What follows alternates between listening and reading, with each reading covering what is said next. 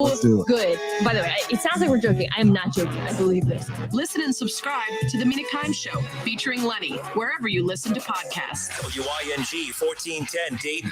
Knock, knock. Trick or treat. Happy Halloween. Dayton's ESPN Radio. We're live. We're local. What are you gonna miss? He struck him out. We're Dayton's ESPN radio station. Now, let's send it to the WING studios for Dayton's only local sports talk show. It's the Justin Kinner Show with Kev Nash, presented by Orion Sports Medicine.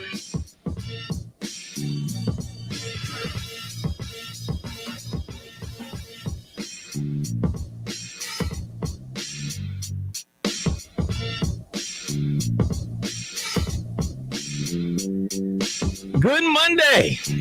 It's a good Monday for a lot of people in the AFC North, including the Ravens, Pittsburgh Steelers, and your Cincinnati Bengals. Nice victory over the Lions. My Pittsburgh Steelers got an overtime victory over the Seattle Seahawks. The Ravens bludgeoned the Chargers. But the Cleveland Browns got smoked. And if you listen to the Justin Kinner Show with Kev Nash on a daily basis, you know one of us is a Cleveland Browns fan. One of us is a Baker Mayfield fanatic. And he ain't here. He was here. And then he got in his car and decided he wasn't doing the show today. But as they say, the show must go on.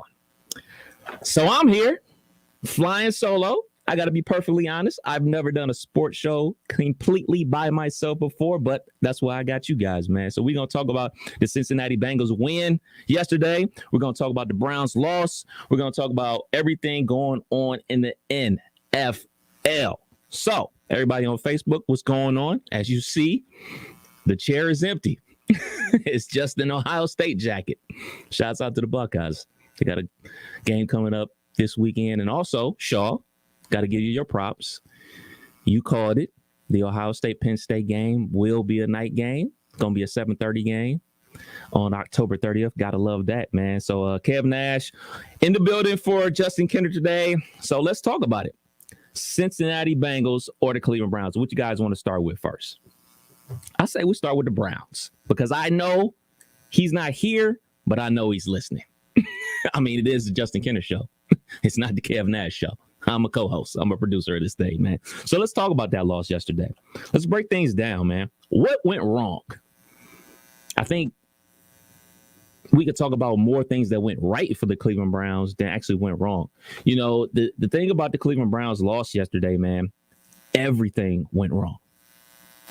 You got to think about it. They scored 14 points yesterday, and 7 of them were on a Hail Mary.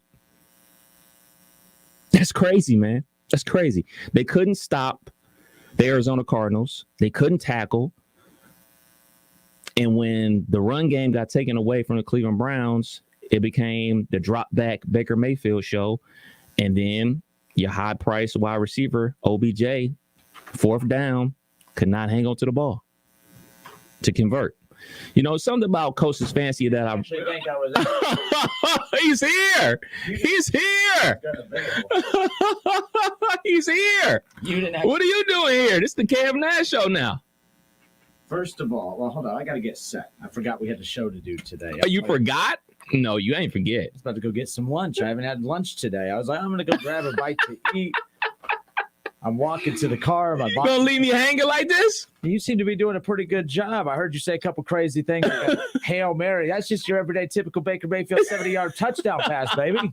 Right across the middle, huh? Mm-hmm. Nobody climbed the ladder to go get that? Exactly. So let me take a sip of my coffee. I got to get ready. Hold on. That is so good right there. The Messiah returns. Yeah, man. So, about got rid of my Facebook and Twitter yesterday because, people use that. People use their Twitter. They use their Facebook, and they kind of like to let me know something. All right. So, let's dive into it. Kev did a good job introducing the show, of course. And by the way, you say it's not your show. It is your show, too. It's the Justin Kinner Show with Kev Nash. It started out as just the Justin Kinner Show. Kev Nash was added about a year ago, kept the name of the show the same. So it's just as much Kev's show as it is mine. So just to be clear on that. Appreciate it. Even when you say crazy things like a Hail Mary, that was just a 70-yard touchdown pass to Baker Mayfield. I mean, he's capable of that. Stefanski just doesn't call enough of them 70-yard touchdown plays. Oh, my goodness. Okay. And by the way, you had Tony on Facebook that said, just slide in like Chris Collinsworth. You know how I probably should have had that lined up. But Doug Morgan said, get out from underneath the desk, Kenner. So, I was crying and hiding in the fetal position all day today, folks. All right, let's open this up. So, yes,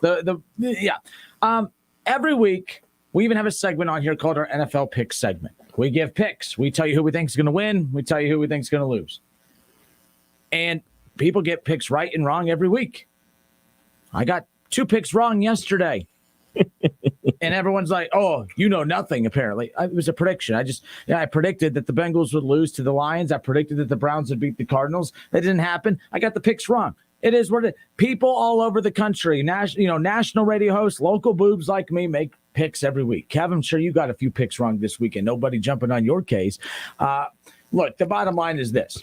Yesterday's game against the Lions for the Bengals, that was a trap game. That was a true definition of a trap game. You had a winless team. You're on the road. You have the Ravens looming on the other side of that matchup. That was a trap game.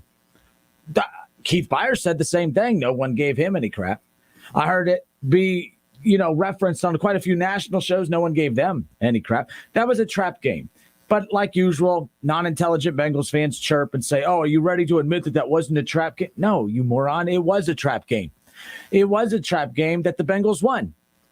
Because you win a trap game, it doesn't mean that wasn't a trap game. It just means that they won the trap game. The bottom line is the Bengals now at 4-2 have a kick-ass huge matchup with the Ravens coming up a week from yesterday. Huge opportunity. Joe Burrow screwed up the first opportunity against a good team in the Packers when he threw an interception in overtime. But, it is what it is. So we'll see if he cannot do that and cost his team a game against a good team in the Ravens. They faced one good team this year. They lost to him. And we move on. It is what it is. No, in all seriousness, the defense, I admitted this last week, but Bengals fans only hear when I say bad things. When I do say, everyone acts like I never say anything nice about the Bengals. That's not true. That is not true. I actually do compliment the Bengals a lot. You guys it goes in one ear and out the other. But the second I say something bad, that's when your radar pops up and I'm just a hater and blah, blah, blah, blah, blah. Defense, man, I don't know if it is because they're going up against the Lions and the Jaguars and some bad football teams. I do know that they made Aaron Rodgers work for 4 quarters and in overtime to beat them. So I can't sit here and question the defense. I think that the defense is legitimate. I think that the offense is more fraudulent than anything, not because I'm a hater, but because they haven't faced anyone that has given them any kind of resistance defensively. And until they do, and then that point will come a week from now, we'll see. But I find it very amusing that you have a quarterback and an offense that put up very similar numbers to Baker Mayfield and the Browns. And yet when the Browns put up those numbers, they're bad. When the Bengals put up those same numbers, they're great. Doesn't make any sense, but hey, I'm the homer. So it is what it is. Let's talk about the Cleveland Browns game as well, Kev. Why not? Because that's really what everyone wanted to call it and tune in for and watch me just eat crow. Let's be real. The Browns, I believe, and most people did that weren't Bengals fans, believed that the Cleveland Browns were a Super Bowl caliber team. And the reason that people believe that they are a Super Bowl caliber team is because they have the number 1 offensive line in football. The reason that people believe that the Cleveland Browns were had the Super Bowl caliber team is because the offensive line, the best offensive line in football. They have a top 5 running back in Nick Chubb. He is their offense. Nick Chubb is absolutely everything. They have weapons. I mean, Baker Mayfield, say what you want, but coming into this year, last year, of course, a top 10 quarterback in the NFL. That you may disagree, that's totally fine. But as I pointed out on many occasions, the last half of the season and into the playoffs, only 2 quarterbacks had more passing yards, more touchdowns, and a higher QBR than than Baker Mayfield, and that was Patrick Mahomes and Aaron Rodgers. So I don't think I'm that crazy for putting Baker Mayfield in the top 10. He is not Aaron Rodgers. He is not Patrick Mahomes, not even coming close to saying that, but he's not this bottom-of-the-barrel Jared Goff guy that you guys dominated yesterday. You got to put a little bit more respect on Baker's name. So anyway, that's besides the point. You're supposed to have Jarvis Landry. You're supposed to have Nick Chubb. You're now supposed to have Kareem Hunt. You're supposed to have an offensive line. The reason the Cleveland Browns were picked to be a Super Bowl caliber team is because of all of that. If they did not have the number one offensive line in football, if they did not have Nick Chubb, if they did not have Jarvis Landry, nobody would put the Cleveland Browns in the Super Bowl conversation. So if the players that put the Browns in the Super Bowl conversation are not actually out there on the field, don't waste my time and don't make yourself dumber by uttering the words next man up. Next man up can be you have your full offensive line, you have your receivers and quarterback, and Nick Chubb is out. Okay, next man up. You still got to keep moving. But when your entire roster is decimated, it's not the next man up. It's not next man up. It's not next man up when it comes to, we're talking second. No one says, second string up. You're taking the Browns' second-string players and holding them up to first-string expectations. That doesn't make any sense whatsoever. So if you want to know my thoughts on yesterday's Browns-Cardinals game, I don't have anything. It is what it is. You don't have your offensive line. You don't have Nick Chubb. Every guy's going down left and right injury-wise. It wasn't the Cardinals against the Cleveland Browns who had Super Bowl expectations. It was the Cardinals against the skeleton roster of the Cleveland Browns. Baker Mayfield's playing with one arm, re-injures that arm. My goodness, the whole thing twisted and turned in all these weird different directions. Still comes back out. Certain quarterback I know couldn't even talk to the media this past week because he had to rest his little voice, okay? But, Baker's out there actually playing through, a shoulder and everything like that. So give me a break. Bottom line is I don't have anything about yesterday. It is what it is. Cleveland with that offensive line, Cleveland with Nick Chubb, Cleveland with Jarvis Landry. Not guaranteeing a win because with the way the defense played yesterday, that was pretty damn atrocious. I know they're missing some pieces on defense and missing even more now moving forward. But the bottom line is the Browns didn't get beat yesterday because on the defensive side because of lack of talent. It was just lack of effort. They look like they have no clue what the hell they're doing. The one guy on the field that you should never leave open was always open. DeAndre Hopkins.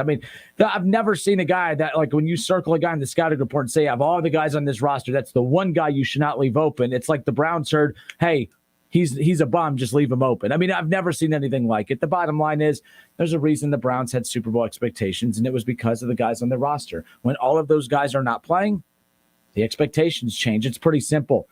The Los Angeles Lakers in the NBA had no expectations for a good 5, 6, 7 years. Why? Because they had nobody on the roster. You had LeBron James. You had Anthony Davis. Boom, championship expectations. You take Anthony Davis, LeBron James off the Lakers roster, no longer championship expectation. Why am I having to explain common sense to you people? It's really not that damn hard to figure out. It's not as if I would be really concerned if the Browns had been 100% healthy. Yes, and forget 100%. No one's 100% healthy at this point. If the Browns were 85% healthy and lost yesterday, I'd be concerned. I would sit here and I'd be very concerned. But they lost because they didn't have an offensive line. They didn't have a run game. They don't have wide receiver. The one damn receiver they do have that should be the guy leading the charge is dropping easy, first down, first and goal type catches. OBJ, trade him out of here. I said yesterday, can we trade OBJ for a bye week? Because that's what the Browns really need. They are in desperate need of a bye week. They don't have a bye week till December.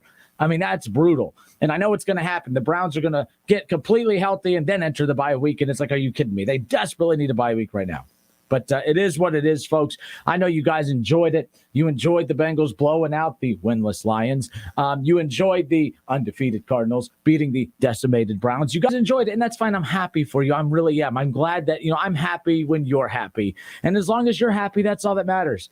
But be happy without saying stupid things. Like, don't say next man up. That's the case if, you have everybody and Nick Chubb goes, okay, good. Nick Chubb's out. Kareem Hunt, next man up.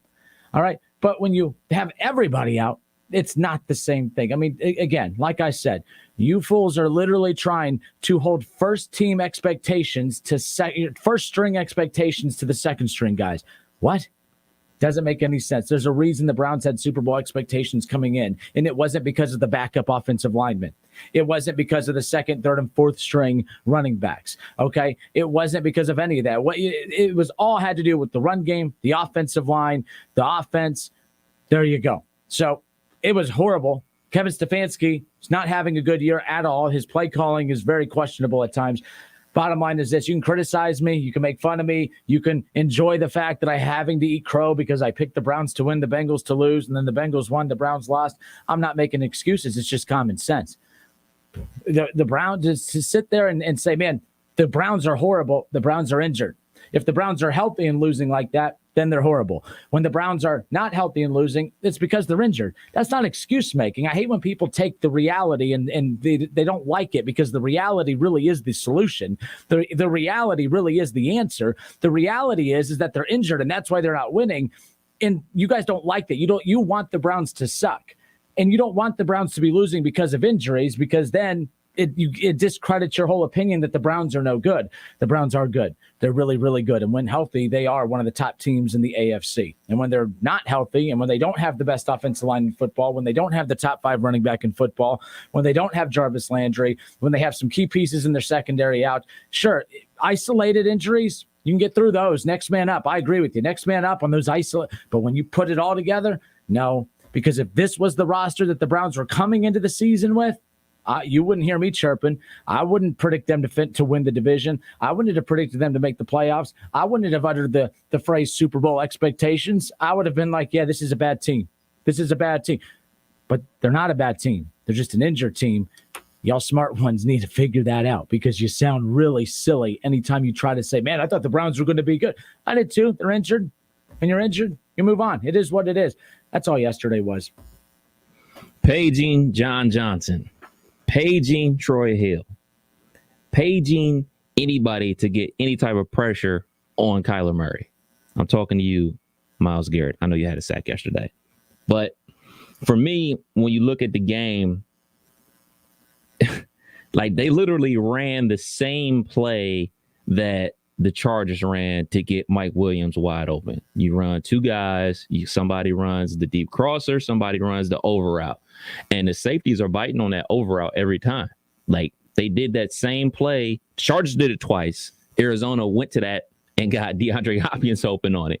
So for me, the reason, or if I'm a Browns fan, I would be upset, is because you spent big money on John Johnson III.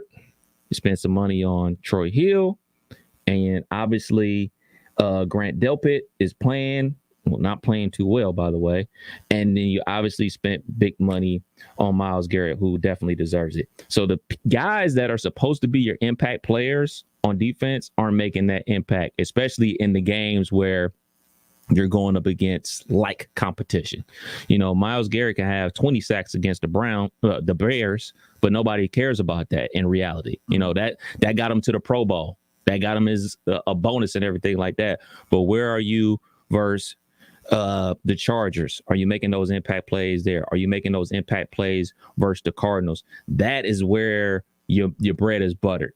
You know, we were talking about this when we were walking in the building. You know, we're talking about TJ Watt. Like, the Pittsburgh Steelers could probably only have one win right now if it wasn't for him.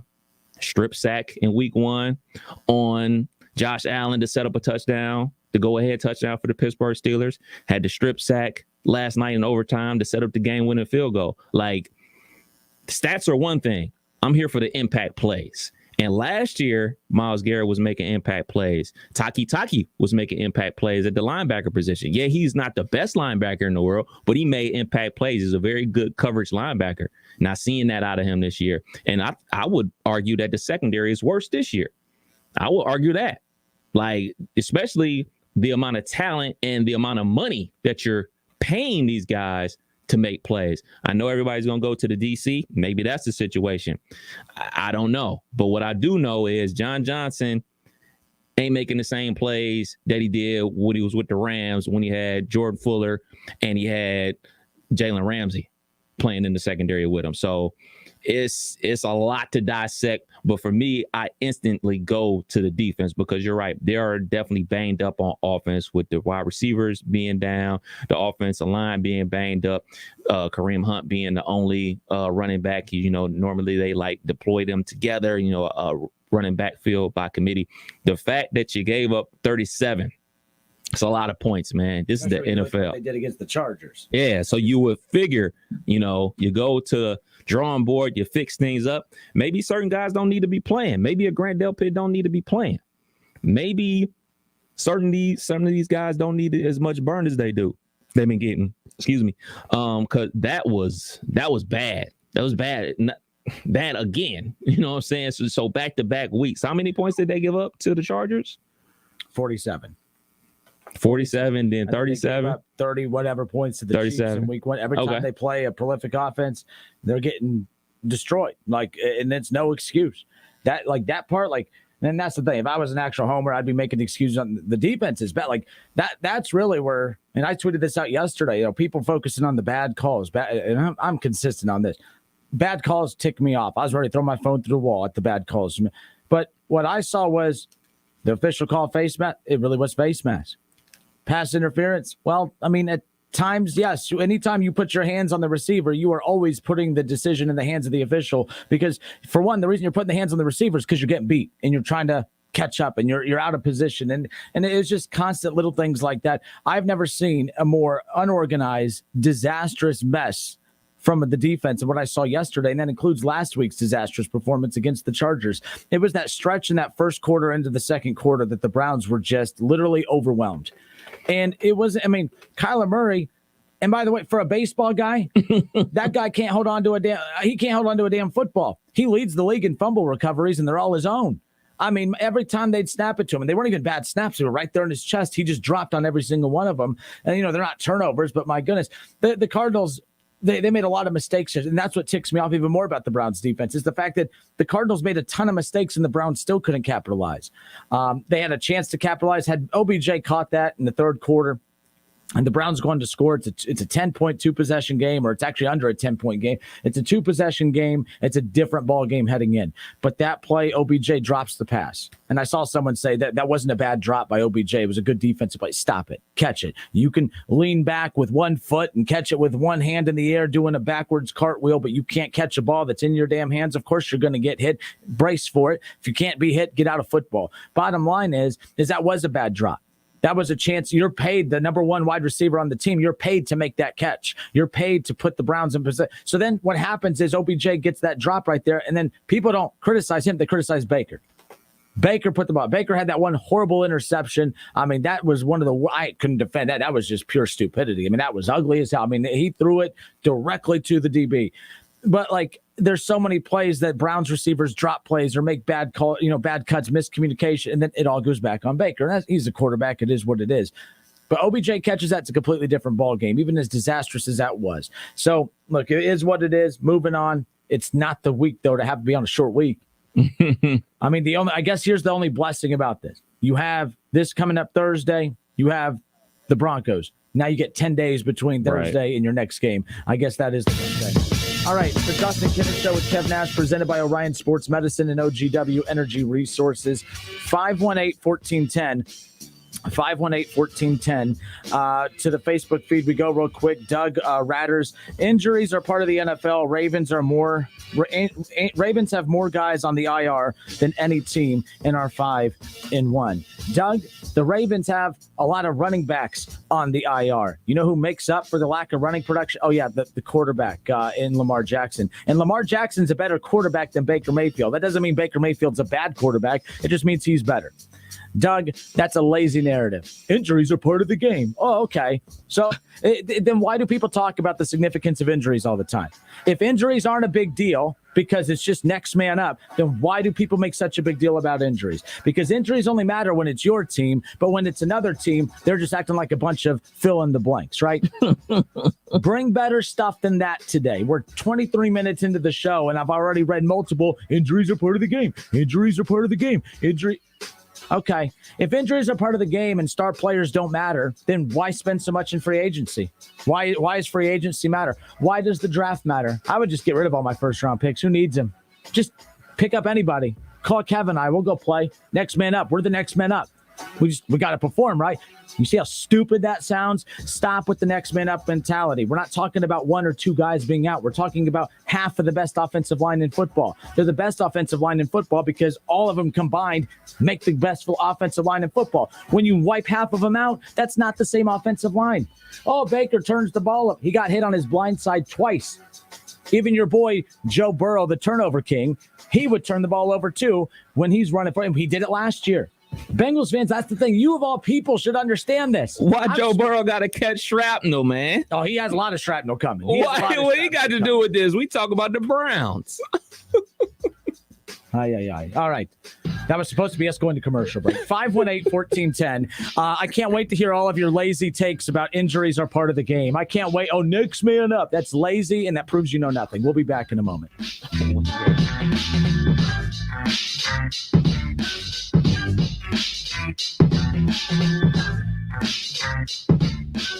It's the Justin Kinner Show with Kev Nash. Right here on 1410 ESPN Radio. ESPN 1410 Wing AM weather. This afternoon will be clear and sunny, a high near 70. Tonight will also be clear, a low around 45. And tomorrow will be clear and sunny, a high near 72. I'm Pete Spivak for 1410 ESPN Radio. Weather is brought to you by Cullet Propane, making buying propane easy since 1952, offering budget billing and pre-buy options. Find out more at culletpropane.com. Today's pros need today's tools, and nobody understands that better than the Home Depot. Our app makes it simpler to get supplies ordered and delivered. Our online project calculators cut guesswork and last-second supply runs. Job site delivery puts what you need where and when you need it. And rental puts the right equipment in your hands, but not your overhead. That's how today's pros get more done. New tech, new tools, old-fashioned hard work. The Home Depot, how doers get more done. 5G is here, but the big carriers want you to sign a pricey long-term contract to get in on the action. Well, no more, because Straight Talk Wireless has rolled out 5G coverage nationwide, with plans starting at just $35 a month with no contract. And get a Samsung Galaxy A32 5G for only $299, all on America's best networks. 5G coverage, 5G phones, less money. Straight Talk Wireless, no contract, no compromise. 5G capable device required, actual availability, coverage, and speed may vary. 500,000 businesses connect using Zoom, a single platform for video, phone, chat, and conference rooms. Zoom enables real-time collaboration no matter where your teams are. Global enterprises trust the easy-to-use, reliable, and secure Zoom platform to power high-performance teams. Empower your workforce with Zoom. Save 15% on meetings, chat, and phone with a Zoom United bundle. Visit zoom.com/bundle. Zoom, how the world connects. Can I get a weight reading on the cat in exam 3? Zuri needs a new vet tech after their current one literally moved to a farm. Snap-to-tail checkup is waiting. But finding an ideal replacement takes some training. This is like herding cats. Indeed can help them hire great people fast. I need Indeed. Indeed you do. Schedule virtual interviews and talk to candidates right from your employer dashboard. Visit Indeed.com/credit and get $75 towards your first sponsored job. Terms and conditions apply. I'm Serena Williams. You watch me live on TV. And I'm that voice from movies you watch on demand. DirecTV Stream brought us together to save the world. Maybe not save the world, but DirecTV Stream does bring your live and on-demand favorites together. Your favorites together. I just said that. She just said that. Introducing DirecTV Stream, the best of live TV and on-demand with no annual contract. Get your TV together at DirecTV.com. Requires high-speed internet and compatible device. Content varies by package and location. Restrictions apply.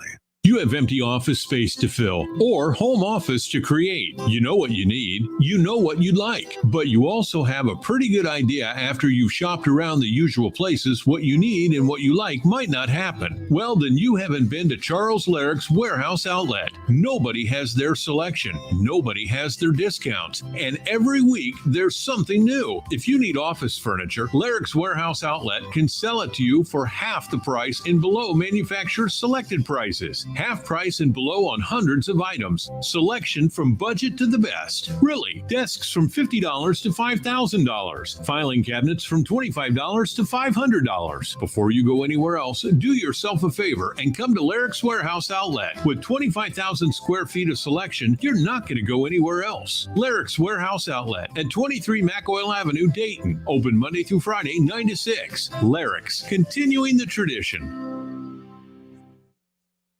Nobody protects you from mayhem in Ohio like Allstate. I'm a speed bump.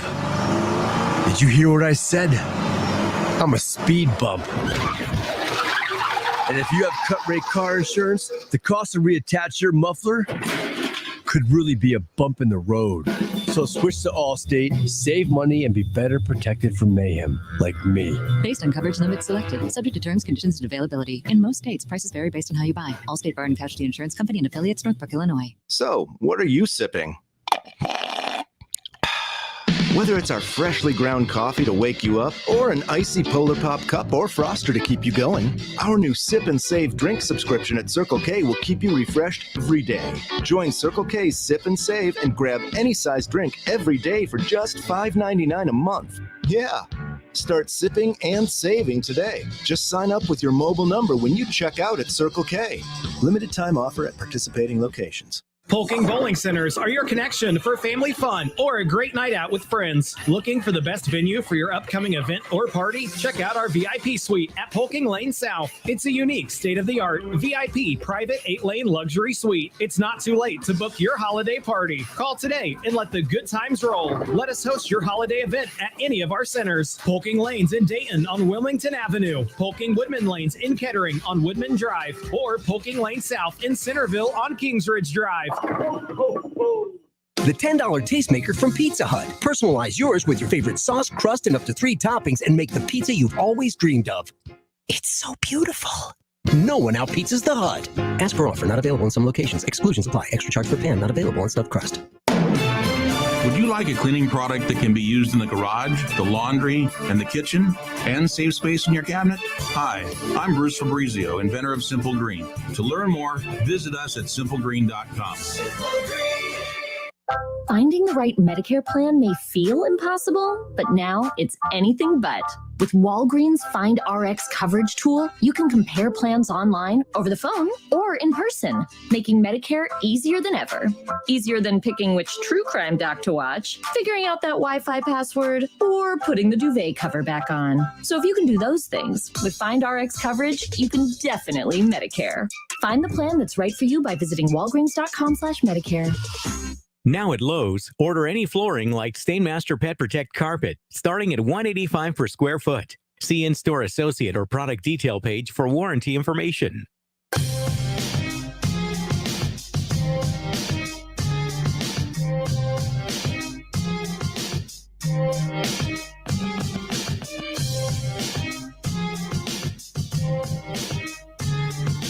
Justin Kinner, Kev Nash, back with you here on Dayton's ESPN radio station, 1410 Wing AM. Excited to be hanging out with all of you here today on a Monday. Hope everyone had a great weekend. Like Kev said to open up the show, we all know that, Ravens fans feel pretty good today. Bengals fans feel pretty good today. Steelers fans even feel pretty good today. I mean, my goodness. There you go. So, all right, I got my mic ready to go. We are off and rolling here on a Monday. This is the chat section, Mike. This is how I respond and read everyone's comments in the chat section. So here we go. We'll put a little music behind there. Let's go. Let's see let's go down. Trey Green says, "Who day?" That's as smart as who day? They stole the Saints' little slogan. Who dat? Lots of stray bullets out here, man. Who dat? And then you just slightly change it, and then you put your name at the top so you can get an A+. I mean, that's Bengals. They steal your work, and then they just put their name at the top, and then they try to who dat? Who day? Who day? Who day? I mean, my goodness. Let's see. Jason Payne says, "Calm down, Justin. I'm starting to get worried. You might have a coronary." I'm fine. I really am. I mean, I was expecting this today. Like, it is what it is. I get a little frustrated when people say dumb things like injuries are part of the game, like as if I didn't know injuries are part of the game. Injuries are part of the game. But wiping out an entire position group and taking out like multiple top stars on again, the Browns don't have Super Bowl expectations if they don't have the best line in football and they don't have Nick Chubb and they don't have Jarvis Landry. You take out the two guards that were out. You take out Nick Chubb. You take out Jarvis Landry. You trade all of them away to other teams. Browns don't have expectations to be anything. It's pretty damn simple. It's not that hard to figure out. It's really not that hard. The Los Angeles Lakers, they were not NBA Finals contenders before LeBron James and Anthony Davis. You get two star players, and all of a sudden you're NBA Finals contender. You need good players to be contenders. When you don't have those players, you're out. LeBron James, heading into the playoffs last year, Anthony Davis and LeBron James together, NBA Finals contenders. Anthony Davis is out with an injury, no longer NBA Finals contender. It's not that hard to figure out, folks. It really isn't. I get, but when you hate, I get it. It gets in the way, and that's totally fine. Trey Green says, Kinner's salty. The Bengals won. I'm not salty at all. You beat a winless team for the second time in 3 weeks. I mean, more power to you. Good for you. I'm actually, you know what? I am jealous. I would kill for the Browns with all the injuries the Browns have right now. I would kill for them to have the Bengals schedule because nothing's going right for the Browns right now. And no, I don't need anybody feeling sorry for them. But I mean, you look at all the injuries that they have. The schedule they had the first half of the season is absolutely brutal. There was no margin for error whatsoever. You had to be healthy. You had to be clicking on all cylinders. You weren't going to get by. I mean, there was no way you were going to get past the Chargers, the Cardinals, the Broncos, and all these teams. And they haven't even played the Broncos yet. They might get Nick Chubb back. That might change, and somehow Cleveland's favored, Kev, in that matchup on Thursday. And that's pretty interesting to me. But I think that's fair. I mean, they're the home team in a short week. Normally, the home team is the favorite during these Thursday night games, especially at the short weeks. So we got Charles Potter on YouTube. By the way, you can watch the show on Facebook and YouTube. Justin Kinner Show on Facebook. ESPN Dayton's YouTube channel. Charles Potter says, glad Kev is here to keep Kinner's salty takes in check. So there you go. Your job is to keep my salty takes in check. I'll try. Philip Reed says, I wonder if the purple hair of Justin is going to match the Ravens purple. Oh, yeah. You guys are not going to like this. If the Browns and the Bengals play each other and the OL's wiped out and no Nick Chubb and no Jarvis and no Baker, I don't care if I go back on my bet. I ain't doing it. I'm just telling you straight up. No. Cleveland versus Cincinnati, you know damn well what we talk about when that matchup happens. That's not the matchup right there. No. And by the way, the same thing was last year. When you didn't get Baker versus Burrow part 2, no one cared about that matchup afterwards. When Burrow was out, that's a bet, man. No, it's not. I ain't doing it. Don't care. What, is there going to be, am I going to be Johnny No Thumbs? I mean, is there going to be bookies coming after me to break my kneecaps? I mean, you never know, man. You never know. People going to hold me down and color my hair purple. I mean, come on. If the Browns aren't at least 90% healthy, no, 85, they're not at least 85% healthy for that matchup, I'm not making that bet. The Bengals should beat the Browns. If the Browns don't have their O-line and don't have Nick Chubb, all right, and don't have Kareem Hunt, who won't be available for the Bengals game already, by the way, they don't have any of those guys. Bengals should win. That's just common sense. So it is what it is. Chris Rayburn on Facebook says, these Browns fans are going to be throwing trash like the Tennessee Vols soon. Yeah, I was so pissed yesterday. You know how between the officials and the way that, Kyler Murray's stupid, smug little smile, I was so angry that they don't allow glass beer bottles in Cleveland anymore. I was a little upset about that. Shame on you, man. Shame on you. Go Vols. What? Just saying. And Matt Sturgeon, he says, and the true Justin comes out. What's the true Justin? See, because guys like Matt and these other Bengals fans, they don't like common sense. Because they don't know they don't know football. They don't know common. They think that, just because last year they continue to be happy about having no good players on the roster, that they think that all people are supposed to be happy about not having good players on the roster is what it is. Will on Facebook says, do you think a healthy Keenum, actually he's asking a regular question. He ain't trolling. He doesn't get the troll mic. The troll mic is for the trolls. Will doesn't seem like a troll right now. Do you think a healthy Keenum should play Thursday? Yes. Baker didn't play bad yesterday. Yes, he should play. Baker didn't play bad yesterday. Yes, Keenum should play. You give Baker this week off, short week, plus you get 10 more days to get rested up before the Pittsburgh Steelers game. Baker should rest this week. See, that's why I think he should play Thursday, because you get 10 days after that. But Keenum did not look good. But Keenum, I mean, for as much money as he gets paid to be the backup, he doesn't get used even in mop-up duty half the time, and he did yesterday. So, we'll see. Jake Whiting said, yes, he did. He threw a pick and fumbled twice. Oh, my God, he fumbled twice.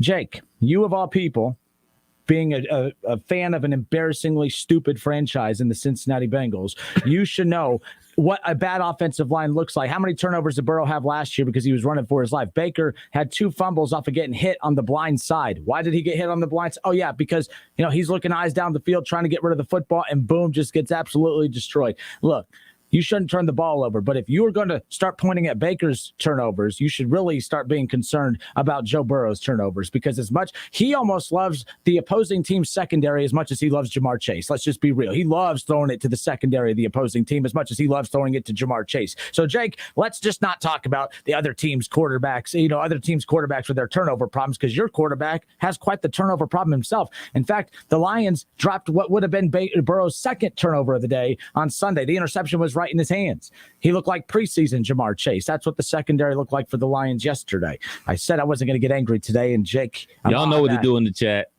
I'm just saying. I don't know. It is what it is. Don Roberts. Sewell was not living up to the hype. Surprised? I mean, I don't know. Look, the bottom line is every report out there about Penei Sewell was that he was can't miss. And no one was able. And by the way, I'm not going to give the Bengals credit for saying we didn't pick Penei Sewell because we knew that this is who he was. They're not able to evaluate what good offensive linemen are, much be able to tell you who bad ones are. Because if anything, if they actually thought he was bad, they probably would have signed him to a 3-year contract like they did Bobby Hart. So no, the Bengals get zero credit for passing on Penei Sewell. The bottom line is no, they still should have addressed the offense. Never mind. That's last season. We're moving on. So was I wrong about Penei Sewell?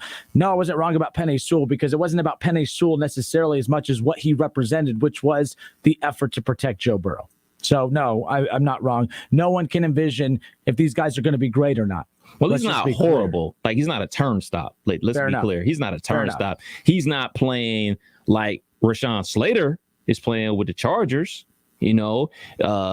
basically holding Chase Young in check, only giving up 1 sack to Myles Garrett. Obviously, the whole Chargers team had a horrible game yesterday versus the Ravens, but, he's not playing horrible. Hey, guess what? I'll take him on the Steelers. You want to get rid of him, Lions? We'll take him. Like, you know what I'm saying? So, I mean, okay, he's not the best offensive line. The best rookie offensive lineman is. The second guy, Rashawn Slater, is. Okay. Like, so like that, the Bengals passed on him too. So it's not as if look, Jamar Chase is freaking outstanding. Never once said the kid wasn't good. I think this is more about the fact that, who did they draft? I'm sorry, I'm drawing a blank. The Riley Reef. No, Jackson Carman. I think this is more about. I think it's more about him actually playing good football. Where.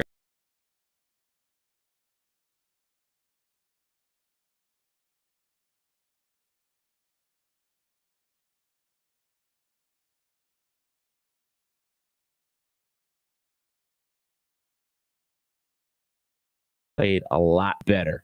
So if it works out, more power to the Cincinnati Bengals.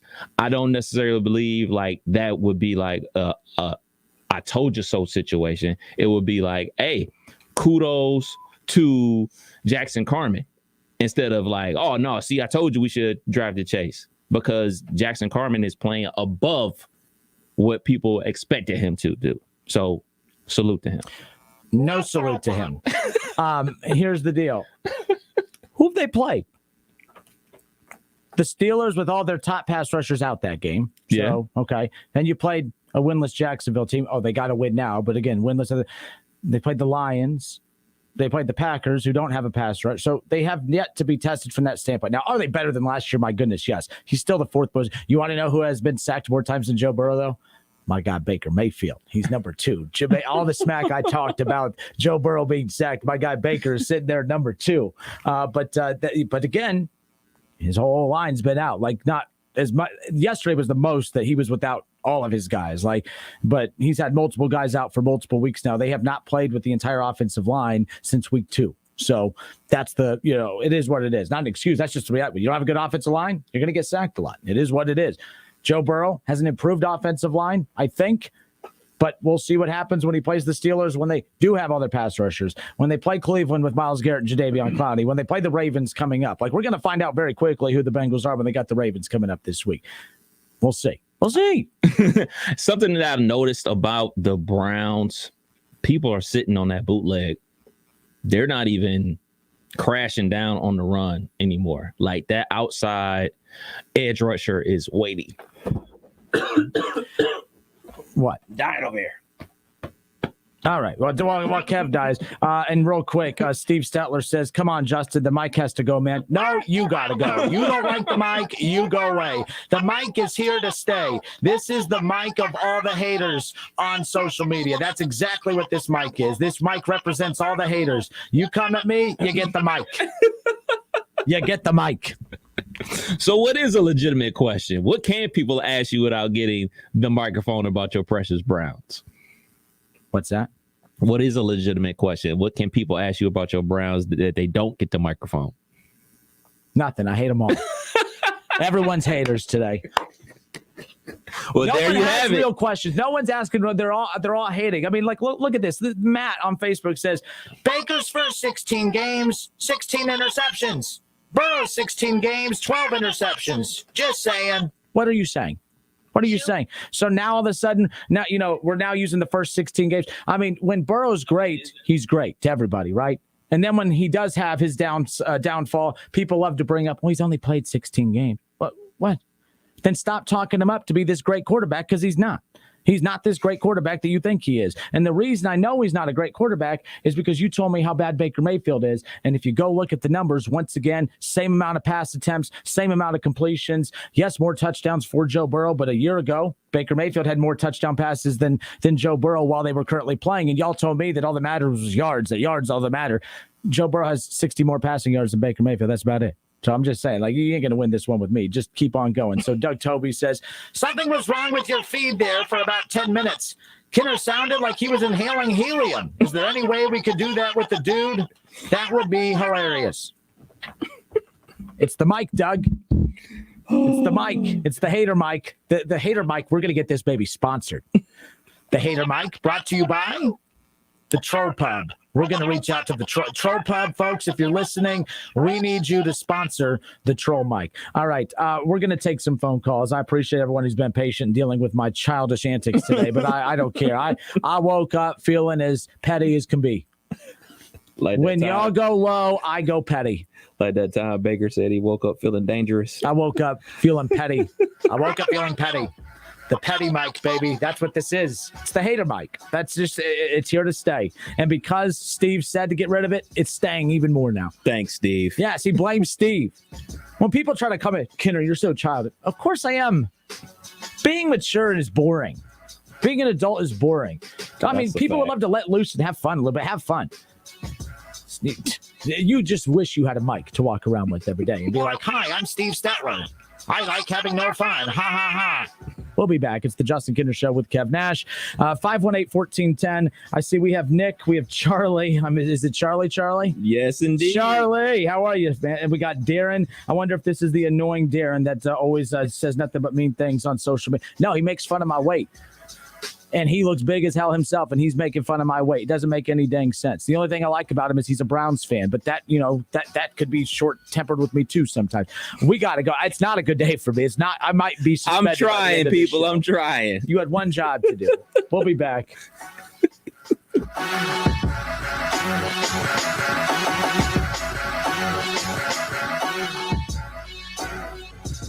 It's the Justin Kinner Show with Kev Nash. Justin, you're awesome, baby. Right here on 1410 ESPN Radio.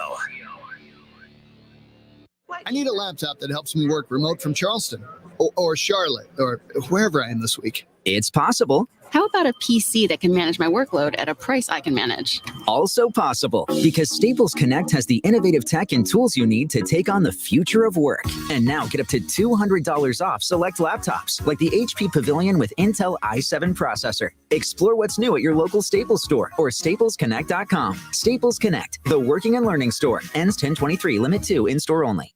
Hundreds of thousands of people have said goodbye to their overpriced Verizon, AT&T, or T-Mobile plans and switched to Pure Talk. It's Jill Schlesinger. Did you know Pure Talk gives you the same great coverage on the same great 5G network as one of the big guys for about half the cost? The average family is saving over $800 a year. You can keep your number and keep your phone or get huge discounts on the latest iPhones and Androids. Unlimited talk, text, and 6 gigs of data is just $30 a month. Or if you want unlimited data, you can still save a fortune. With US-based customer service, Pure Pure Talk treats their customers right. Plus, they have a 30-day risk-free guarantee, so you literally have nothing to lose. From your cell phone, dial pound 250 and say Jill50 to save 50% off your first month. That's pound 250, say Jill50. Pure Talk is simply smarter wireless. Hello, I'm Clerk of Court Rob Scott, serving Kettering, Centerville, Moraine, and Washington Township. From October 18th to October 29th, you can come to Kettering Municipal Court and pay off half your fines and costs, and the other half will be waived.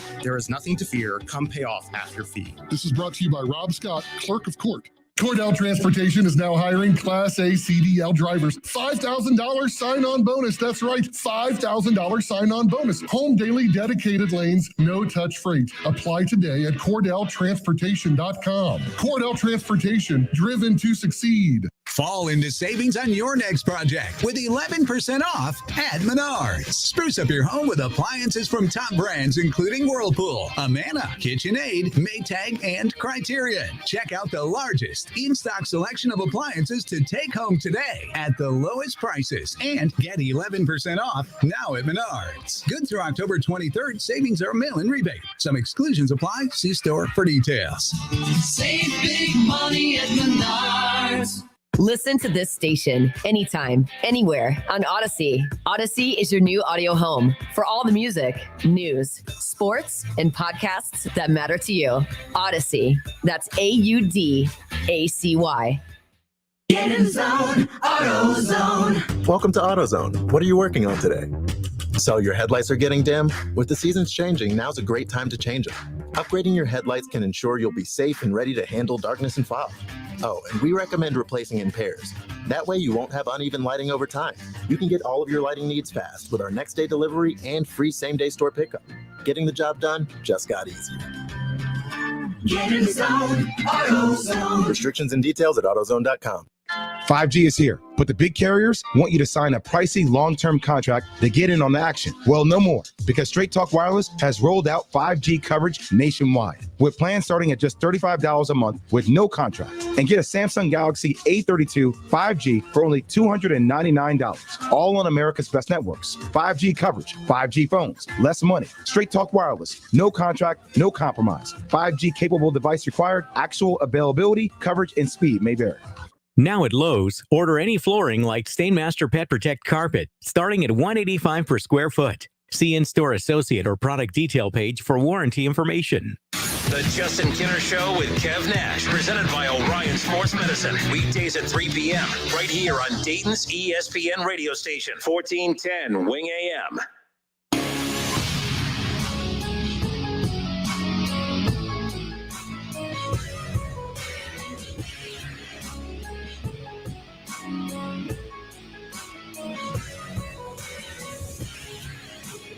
All right, we are back. Justin Kinner, Kev Nash, hanging out with you here on a Monday.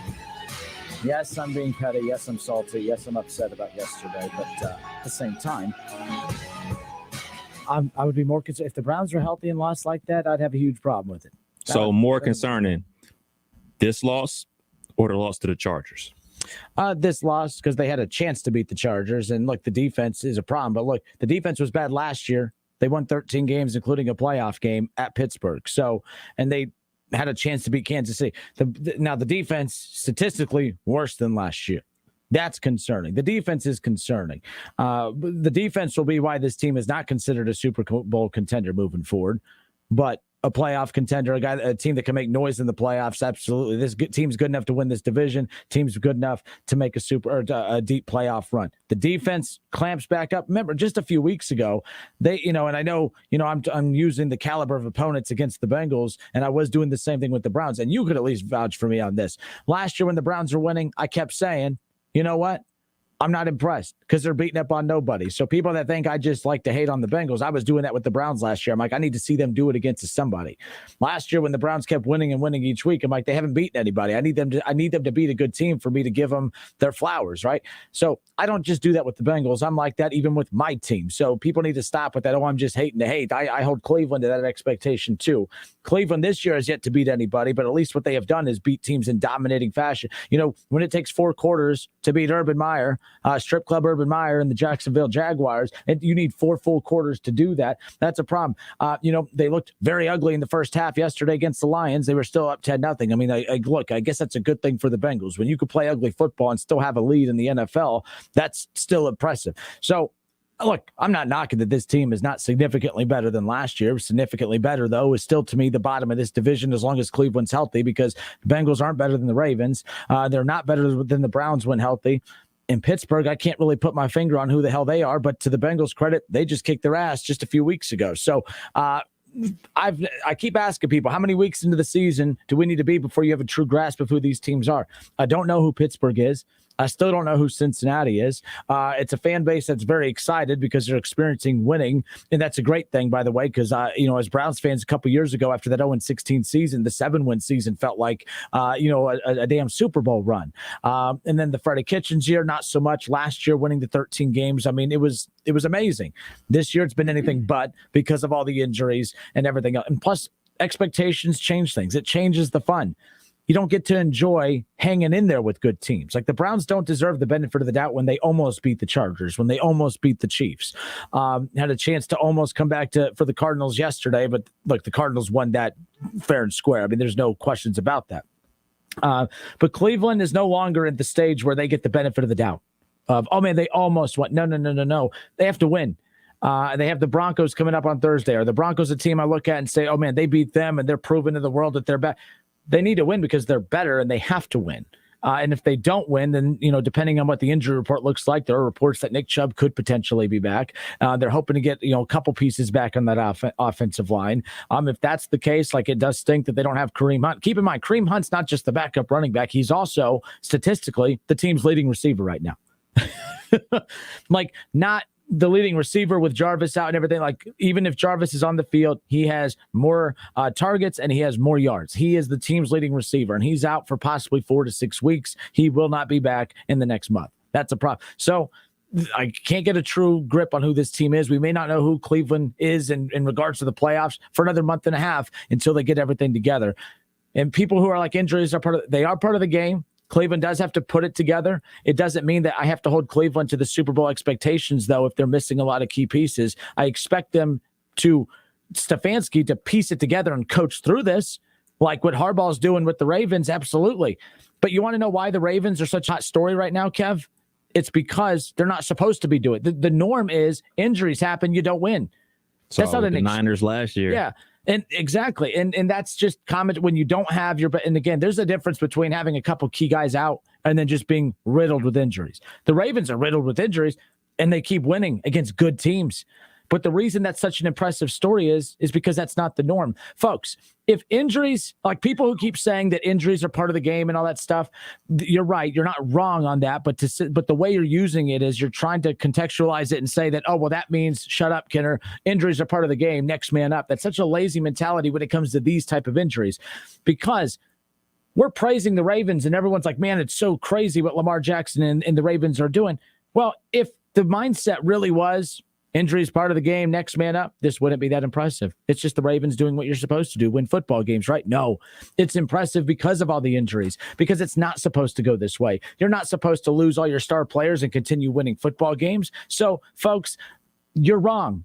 You are dead wrong. When you want to use that phrase of next man up in this situation with all the stars out for Cleveland, you are dead wrong, because the Ravens had all their stars out and they keep winning and everyone's like, how are they doing this?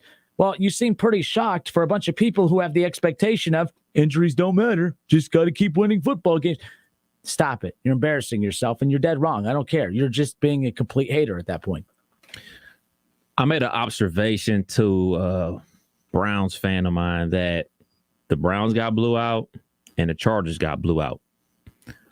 How much of that is from that epic game last week? Both teams just being gassed. Tough getting amped up for another big matchup. What do you make about that? I don't know about that. I mean, that I don't know. Because both teams got blew out. And it was a lot of blowouts in the NFL yesterday, by the way, which really doesn't happen too often. But both teams blew out. Both teams just looked like they weren't there. So I think a little, not saying a lot, but I think there's something there to be said about two teams that just had a wild shootout game the week before. And we hear it in college football all the time. I mean, that was a talking point about the Iowa game this past weekend with their loss to Purdue and everything like that, them having a come from behind victory over Penn State and being able to get back up the following week for Purdue and everything like that. I think there is a little something to be said about that, you know, being able to ramp themselves back up for another big game the following week. But it's the NFL, and that's why you play in the NFL. It's a big game every week. Oh, Lamar Shelley, back to the hater mic. The hater mic is new to the show, and it's here to stay. The mic will be used for all haters. Lamar Shelley says, "You're wrong, Justin," as all haters say, by the way. "You're wrong, Justin. The Ravens had limited talent to begin with. They are playing with no names at respected positions." Lamar, pay attention. For the love of pay attention. Y'all know what to do in the chat. Pay attention, Lamar. If I have to talk slow for you to keep up with me, I will. Pay attention. Exactly. What the Ravens are doing is unheard of. They're not supposed to be doing this, and yet they are. And by your logic, what they are doing is so amazing, but yet it shouldn't be amazing. It should just be another day at the office, right? Because injuries don't matter, right, Lamar? Injuries happen to everybody. Who cares? Oh, LeBron James goes down. Doesn't matter. Lakers should still win the championship, right? You see how stupid that sounds? Like that? No, that doesn't exist. If injuries didn't truly matter, the Ravens wouldn't be a great story. The Ravens are a great story because all of the injuries should lead to them not winning, and they're winning, and it's an amazing story because they shouldn't be. Because every team that gets decimated with injuries doesn't win football games. There's a reason the Steelers started out 11-0 and ended up having a horrendous finish to the season. Injuries. And Mike Tomlin's not a bad coach. The Steelers aren't a bad organization. Injuries. Because that's what happens. The 49ers, Kev brought it up. Injuries. When you have a good team and then injuries happen, you're not as good. That's not an opinion. That's not an excuse, you fools. It's common sense. How crazy. I mean, what is that? Oh, it does. You don't need your star players. Injury is part of the game. In fact, if that's the case, then why pay any star player any money? Why pay Patrick Mahomes? Next man up. Just get any old bum quarterback. Hey, next man. Lamar, you're better than that. I think, right? My goodness. All right, let's see what else we got. All right, I'm running out of breath here. Jake on Facebook says, "I'm hearing a lot of excuses. The Ravens..." Oh, more of this lazy stuff. "I'm hearing a lot of excuses. The Ravens still win. The Bengals have had injuries in years past and got no slack." So, Jake, your team with bad players, your starters on your bad team go down, and you replaced your bad players with bad players. Your starters didn't have expectations to win football games, Mr. Whiting. So why do they deserve slack? They don't even have expectations when their starters are healthy. So why would anyone give them some slack with the backups? Like, you're not listening. This isn't an excuse for the Browns. It's common sense. The Browns are Super Bowl contenders because they have the best offensive line, best run game, top 5 running back in Nick Chubb, all these great receivers.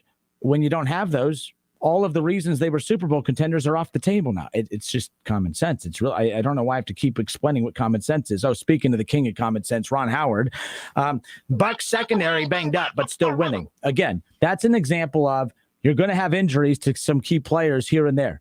You got to keep moving. But you don't have multiple position groups out. You don't have all your secondary, your entire defensive line, your whole linebacking crew out, your offensive line out, your run game out, Tom Brady out, wide receivers out. Ron, every team has injuries. I get that. But every team have injuries like this? No.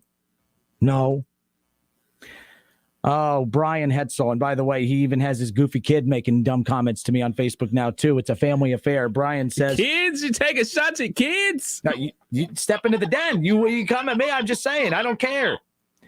Brian Hetzel says, "Justin, cool down. Remember your high blood pressure. Chubby guys are more likely to have heart attacks." All right. Well, if I have a heart attack, I still got to show up for work, right? Like that. No excuses. Just next man up. No next man up. Right? I guess that next man would be me. Actually, that's an example of having a better backup than most people. I'm just saying. So there you go. All right. Hour 2 coming up next is the Justin Kinner Show. Get this mic away from me. It's going to get me in trouble.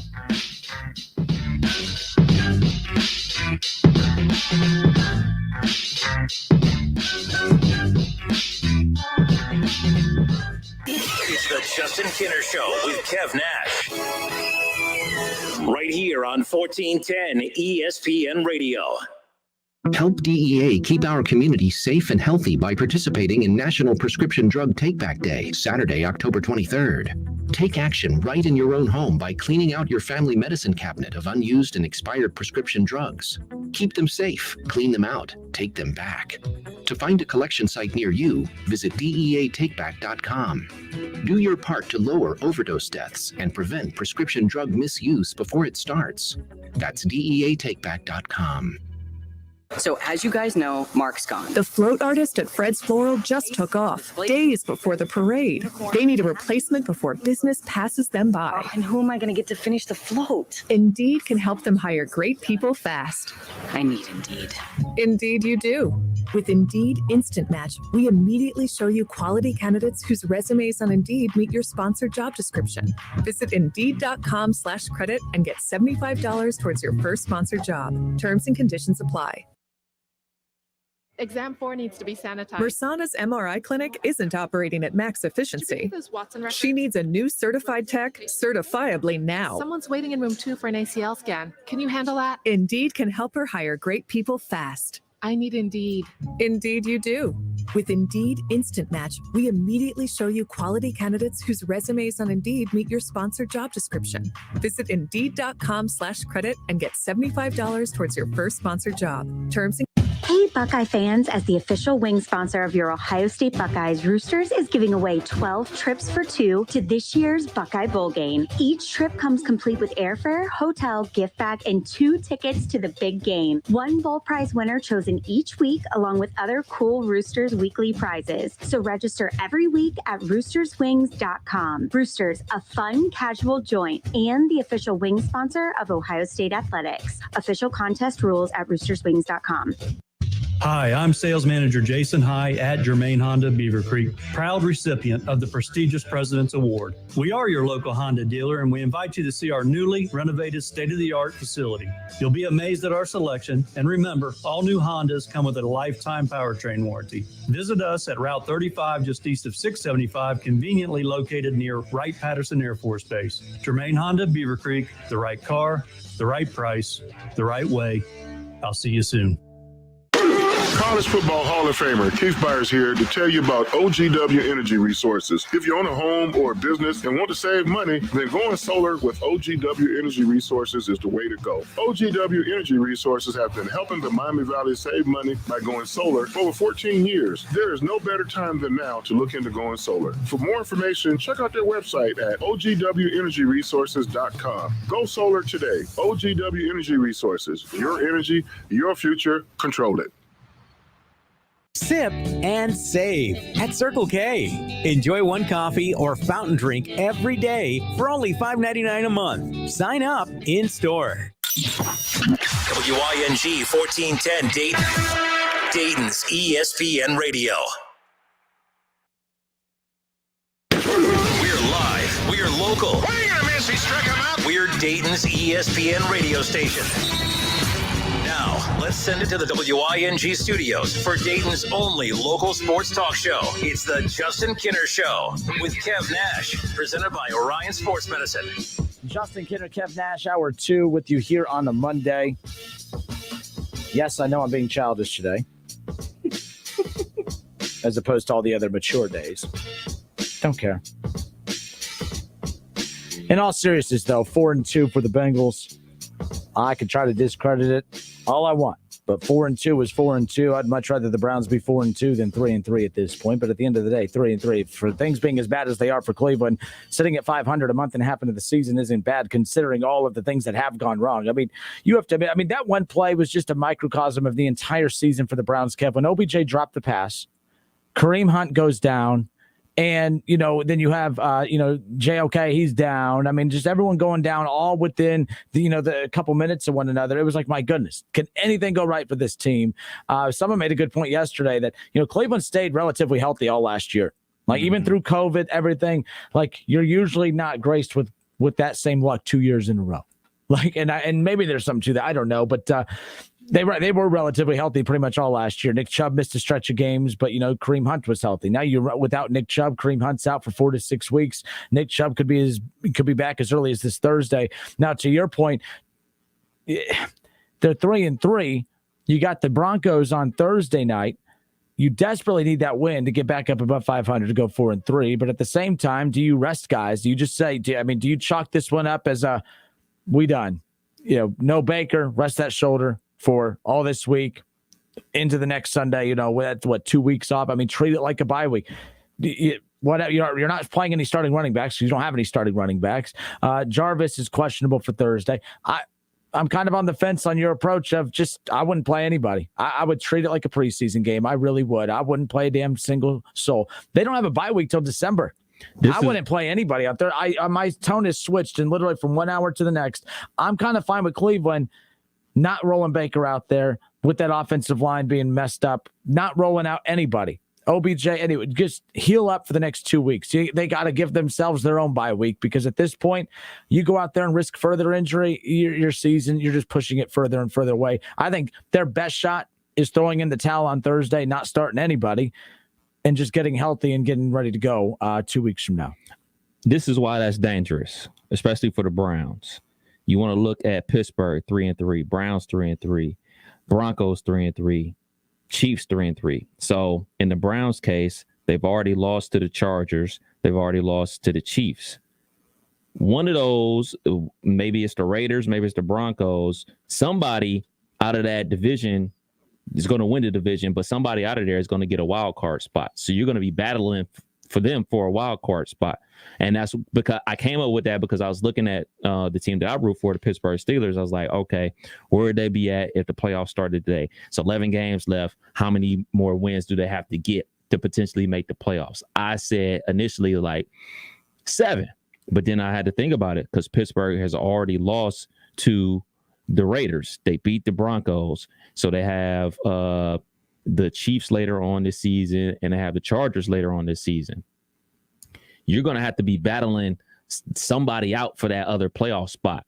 So you got to win. You have to beat the Broncos because, I know everybody's saying the Broncos ain't no good, yada, yada, yada, but the record is 3-3. We don't know how the outcome of the season is going to be. You need to make sure you have these tiebreakers because currently the Browns don't have any tiebreakers because they don't have the one over the Chargers because they lost to them, or the one over the Kansas City Chiefs because they lost to them as well. So you not only have to be worried about your division and getting wins, you got to be worried about tiebreakers as well. So this game versus the Broncos is huge for the Browns. They have to win this game. So I still say that you need to sit Baker because you can rest him up and then be ready for, the Steelers and the rest of the games and everything like that. I think that Case Keenum having basically a whole week of practice, he can lead the Browns to a victory over the Broncos. But this is dangerous. This is danger zone because I know we really only kind of like focus like on the AFC North and everything, like, oh, we got to beat the Browns, we got to beat the Ravens, we got to da all that type of stuff. But at the end of the day, there's only going to be one division winner. And then you can still make the playoffs from a wild card spot. But if you get behind these other teams so far, you can't make up ground because they're going to have the tiebreakers. Yeah, well, the bottom line is I don't think that there's a path that puts the Browns in a good position moving forward outside of just winning. Right. And you can't pursue winning on Thursday night at the expense of, for instance, so Baker didn't agree with you earlier about that kind of a dude. Look, I'm not making excuses. The 2 fumbles he had, Aaron Rodgers, Patrick Mahomes, those quarterbacks aren't holding on to that ball. He got drilled from behind twice. You still need to hold on to it. I get it. That's the expectation. But I think that if it wasn't the Browns, we're talking about any other quarterback. I don't think people are being as hard on a quarterback for doing when you have J.J. Watt coming from behind you and just drilling you from the backside. I'm just saying, not an excuse maker. I'm just saying, it is what it is. I defend quarterbacks all the time when they throw a pass and it deflects off the receiver's hands and goes into the defender's hands. I'm like, that should be just like baseball. You should be able to chalk it up as an error and not go against the pitcher, not go against the quarterback. That's kind of how I view that. That's kind of how I view yesterday. Baker is still protecting the football. He's not, I know he threw that interception yesterday. That's only his 4th on the season. So it's not like he's, giving the ball to the other team just willy-nilly. The offensive line, he's getting drilled. He's getting hit. He's scrambling around trying to make plays. As far as that's concerned, I do got to give a shout. Got to use the hater mic. John Zeller, you didn't say anything mean, but you do say a lot of mean things on social media to me, so you're still getting the mic. John Zeller says, I did steal that line about the Browns not being they were healthy last year, not healthy this year. Whatever. That was from him. I knew someone said it. I just couldn't remember who. He said, Justin, you're using my material. So there you go. Brian Hetzel, who used the mic powered down. You're no. Brian Hetzel, you're not getting off that easy. You're getting the hater mic turned back on. We got to get this baby back up and rolling. And it's rolling again. All right. So Brian Hetzel says, in all seriousness, it's pretty weak. You're not going to, he says it's pretty weak. You're going to weasel out of your purple hair bet. I agree. You talk some smack about how the Browns have so much more talent than the Bengals. Brian, I hate that I have to over-explain myself. This is why I couldn't be a teacher. Because when the dumb kids don't understand what the teacher's saying, that's what I'm comparing him to. When they don't understand what the teacher's saying, then I have to explain it 85 times. I don't have the patience to explain it 85 times. The Browns do have better players than the Bengals, but they're all injured. They're off. It's not even a real Browns versus Bengals matchup here in a few weeks, unless they get everybody back. Then, of course, the purple hair bet's back on. But I'm not going to – the bet was supposed to be Burrow versus Baker. It was supposed to be the offensive line of the Browns versus the offensive line of the Bengals. It was supposed to be Browns versus Bengals, not Bengals versus preseason Browns. Even you, Brian, can understand that, I'm pretty sure. So just man up and follow through if your boys lose. Okay, whatever. On to the next one. So are you a fan of the Browns or the fan of the starters? Huh? Are you a fan of the starters and the stars or a fan of the team?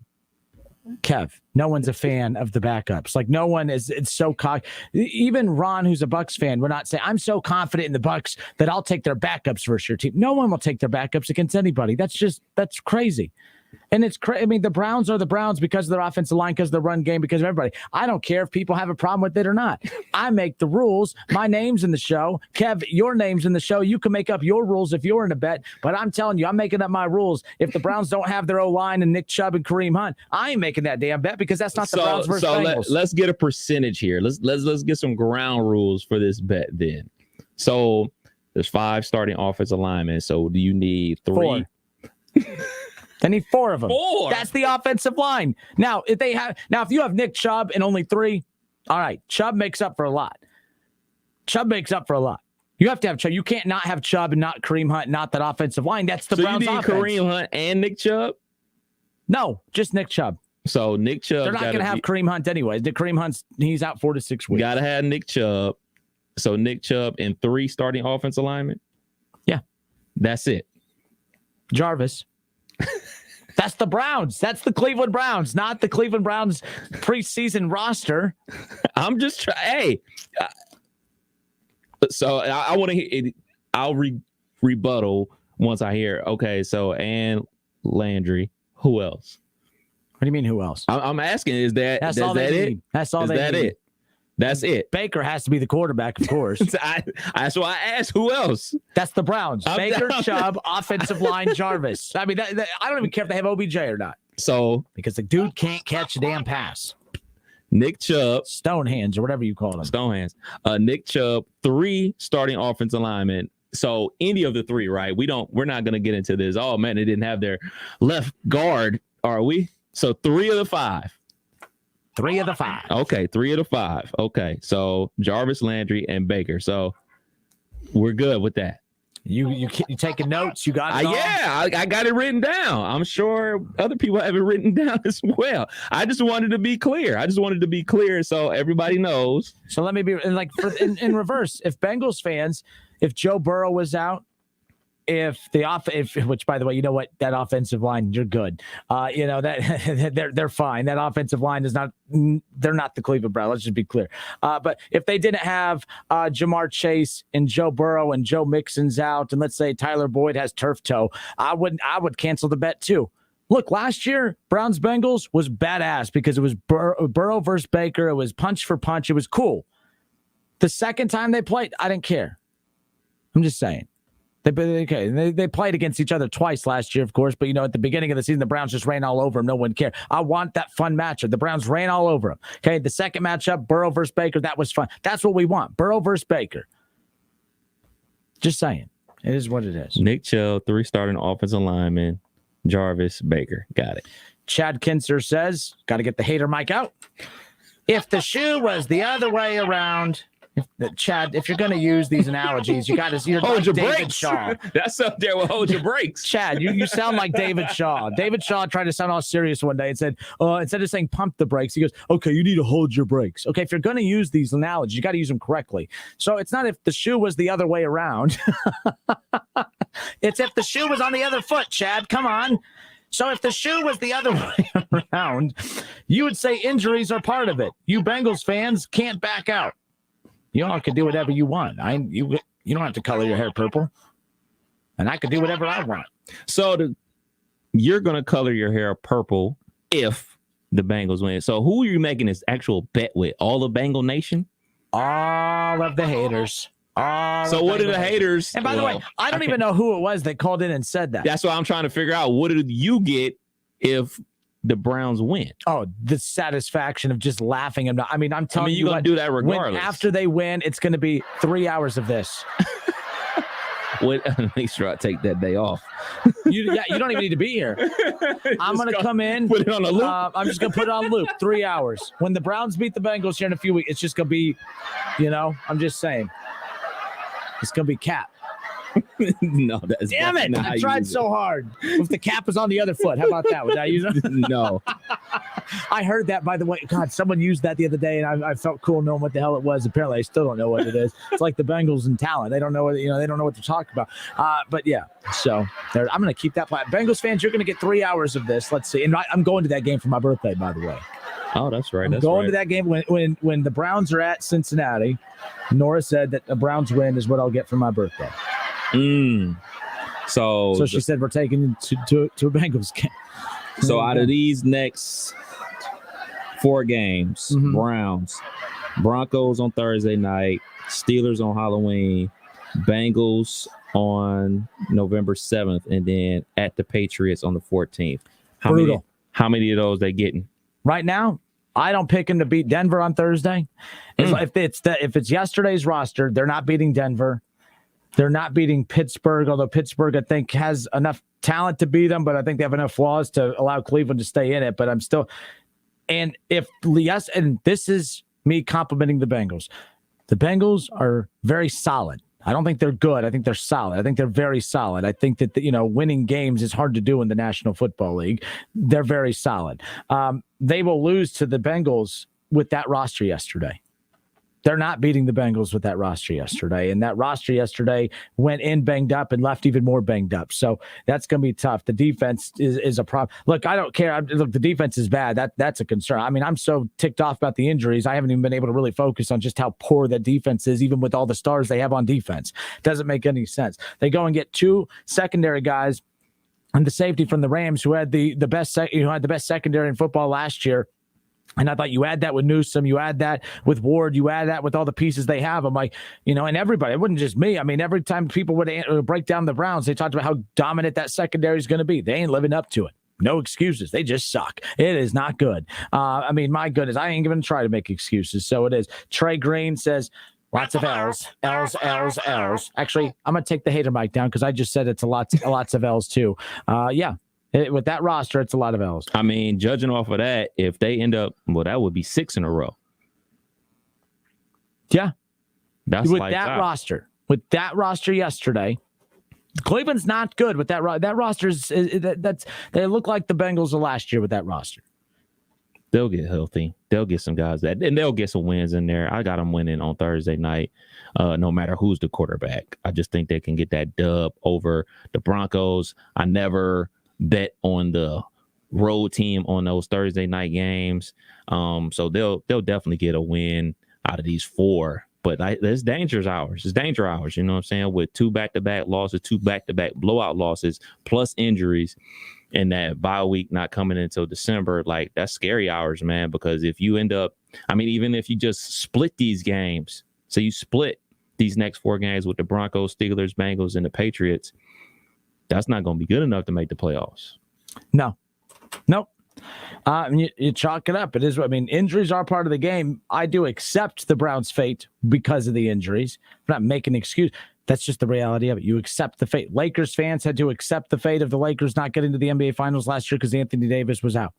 You just accept the fate of your team when injuries happen, and that's where I'm at when it comes to the Cleveland Browns. David Shaw, the Broncos just lost to the Raiders after all the Raiders mess this past week. Browns have to win. Shaw, go away. That roster yesterday is not beating the Broncos on Thursday. They're not. They're just not. The Broncos with that defense, they will eat Baker up like Arizona ate Baker up. And they have no run game. I mean, you lost Kareem Hunt on top of that. Not good. Brian Hetzel, of course, his comedy act continues. He says, Bobby Hart might be available. That's a good one. Why are you encouraging this? That was a good one, man. That was a good one, man. Jake Whiting says, why are you in such a foul mood? It makes me sad, Kenner. Oh, so sad that he puts a laughing emoji afterwards with the blood pressure pill, by the way. Kev Nash started the blood pressure pill thing. Every time I get fired up, he's always put. So it is what it is. I mean, I can't control you, so we might as well have some fun with the listeners on Facebook. David Shaw. So are you saying the Raiders are better than the Browns? This Browns team, Mr. Shaw? Yes. That roster, the way it's constructed right now with everyone out and injured? Yes, Shaw. What's so hard about that to understand? It's really not that hard to figure out. All of the reasons that the Browns are Super Bowl contenders, that's out the window right now. Until they come back, the Browns, they're just bums. They're not good. It is what it is. It's not that hard to figure out. And you know how I get down about injuries. Yes, it's a part of the game. For sure. No, I know. It's part of the game. But the reason it's a part of the game is because nobody cares. Like, that's just, I mean, as you're seeing, as we talk about the injury situation with the Browns, the thing about it is, as fans, we know our teams inside out. We know not too many other fan bases can tell you the other team's starting offensive line or even their starting wide receiving core and everything like that. But you as a fan know who's hurt, who's in, who's out, and everything like that. And that same thing for the Cincinnati Bengals fans, Steelers fans, every fan base across the country. So when it's your team, it's like, man, you see the glaring holes like, oh, man, if so-and-so was in this spot, he'd have made that reach block. If so-and-so was in that spot, he'd have made this catch. If so-and-so was here, he'd have made that tackle. As the broad fan base of the NFL football, people just don't care. Plain and simple. Nobody cares that, like, I can tell watching the Pittsburgh Steelers last night, oh, man, we really miss Tyson Alualu. We really miss Stephon Tuitt. Nobody cares because the average person don't know who those dudes are, but they're starters. And now when you're a starter and the backup is in that spot, the backup comes in there to give relief to the starter and hold it down. You know, the starter go gets some Gatorade and go gets a breather, comes back in fully charged up and holds it down. But when that starter gets extended period of time, it shows why he's a backup for a reason and everything like that. So the moral of the story is nobody cares. Nobody cares. I care. I care a lot. And back to the hater mic again. Everyone that comes at me in the chat section, you're a hater and you're going to get the hater mic. And Chris Rayburn on Facebook, he's bringing the heat, Kev. He says, the Browns preseason roster still puts up 350 passing yards and 3 touchdowns on my Titans secondary. You mean your Titans preseason secondary? Yeah. Backups first backups. Okay. But we're talking backups versus everyday NFL starters, right? Or Chris or Rayburn, wherever that Chris Rayburn. Let's just give you the full first and last name there. I'll give you the full first and last name treatment. Matt on Facebook, he says, he's being nice, actually. He says, take a pressure pill. This is fun, but we need our talk host healthy. All seriousness, great show. Aw, look at that. Look at that. That's a good dude. That's a good guy right there. That's a good dude. Good for him. Trey Green, he says, this is a... Okay, you guys stop with the nicest. What do we do? Being nice now? Just sing kumbaya? He says, this is a great show for sure. It definitely makes football season fun. Oh, this is just... Thank you. Oh, this is great. This is good stuff.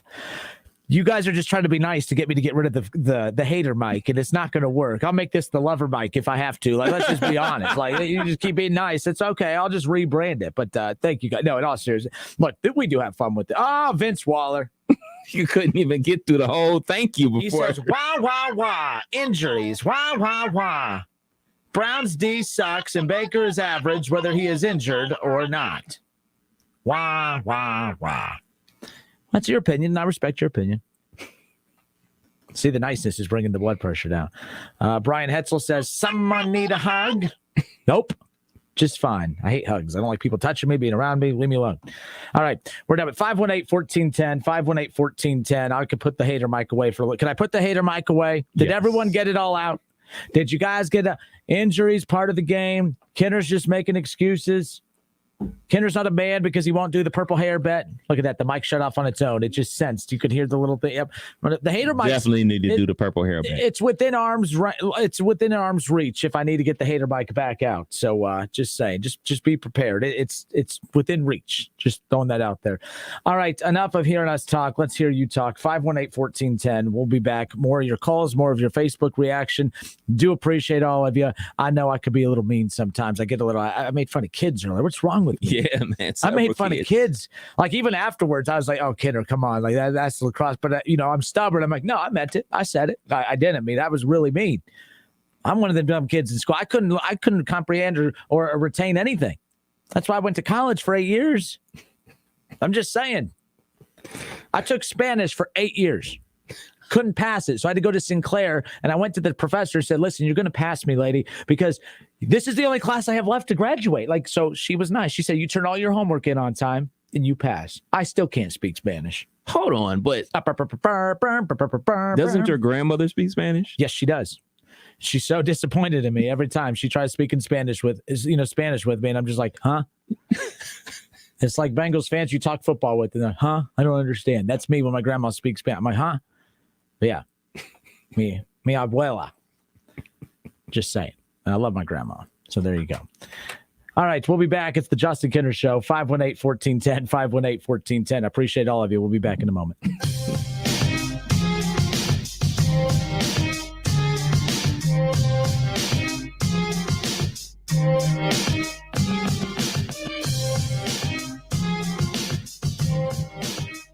It's the Justin Kinner Show with Kev Nash, presented by Orion Sports Medicine. ESPN 1410 Wing AM weather. This afternoon will be clear and sunny, a high near 70. Tonight will also be clear, a low around 45. And tomorrow will be clear and sunny, a high near 72. I'm Pete Spivak for 1410 ESPN Radio. Introducing the latest innovation in water technology. The new Nebbia by Moen Quattro Showerhead offers 4 unique experiences to choose from, designed to soothe, clarify, relieve, and cleanse. An indulgent shower experience engineered to use up to 50% less water. Water designs our life. Who designs for water? Visit Moen.com to learn more. Call It Propane has been serving the Buckeye Nation in the Miami Valley for over 65 years. Let our family help protect your family from old man winter. Find out why 98% of our customers would recommend us to friends and family. Ask about the service options at 937-372-9194. Family owned and operated for 3 generations, Call It Propane and Call It Seal Coating are proud to serve the Buckeye Nation. Hi, John Glazer here for Glazier Soft Water. We've been making water great since 1988, and no matter what your water issues, we have solutions. Your city water can be clear, but still be hard and have the taste and odor of chlorine. Well water can look, smell, and taste terrible. Glazier Soft Water will fix your water and will even include a 7-year parts and labor warranty so you don't have to worry. Visit our website to learn more at glaziersoftwater.com. Glazier Water really is better water. Need a U.S. passport? We can help. Hi, this is Mike Foley, your Montgomery County Clerk of Courts. Visit one of our convenient auto title locations in Huber Heights, Clayton, downtown, Moraine, and Centerville. Make us your first destination before you travel abroad. No appointments ever needed. We do passports.com for more info. Hey, here to tell you about my friends at Cordell Transportation. They're now hiring Class A CDL drivers and offering a $5,000 sign-on bonus. That's right, a $5,000 sign-on bonus, home daily, dedicated lanes, and no-touch freight. Brand new equipment as well, medical, dental, vision, and company-paid life insurance. Call Cody right now. Apply online at CordellTransportation.com. Cordell Transportation, driven to succeed. There's never any FOMO with the iHeartRadio app. You won't ever have to miss out on your favorite shows and contests with this radio station again. Radio 24/7, 365. We're here when you want us. Stay connected and listen anywhere when you download the free iHeartRadio app. Polking Bowling Centers are your connection for family fun or a great night out with friends. Looking for the best venue for your upcoming event or party? Check out our VIP suite at Polking Lane South. It's a unique, state-of-the-art, VIP private 8-lane luxury suite. It's not too late to book your holiday party. Call today and let the good times roll. Let us host your holiday event at any of our centers. Polking Lanes in Dayton on Wilmington Avenue. Polking Woodman Lanes in Kettering on Woodman Drive. Or Polking Lane South in Centerville on Kingsridge Drive. The pandemic's reminded us we live in a sea of airborne germs that can assault us with every breath. Your nose is the body's first line of defense by helping filter out allergens, bacteria, and viruses before they reach your lungs. But like any air filter, the more clogged up it gets, the less it works. So how do you clean your nose? I'm Martin Hoke, and I didn't invent nasal irrigation. The neti pot's been around thousands of years. But I did invent Navage to make cleaning your nose easy. Navage uses powered suction to flush out mucus and germs that cause congestion, or worse, can make you sick. Over 2 million people use Navage to breathe better, sleep deeper, snore less, and feel healthier without drugs. Navage has over 70,000 online reviews averaging 4.7 stars because it works and it's easy to use. Go to Navage.com or find Navage at Walgreens, CVS, Rite Aid, Bed Bath, and Target. Now available with eucalyptus for a spa-like experience. Navage, Navage, clean nose, healthy life. Help DEA keep our community safe and healthy by participating in National Prescription Drug Takeback Day, October 23rd. Visit DEATakeback.com. NFL fans, the season is finally here. Get your picks submitted at wingam.com. Click on contest and enter the Pro Football Challenge. Weekly winners will win $20 in Frickers Fun Bucks. Get to wingam.com and get your NFL picks submitted now. Touchdown! Incredible! Good luck.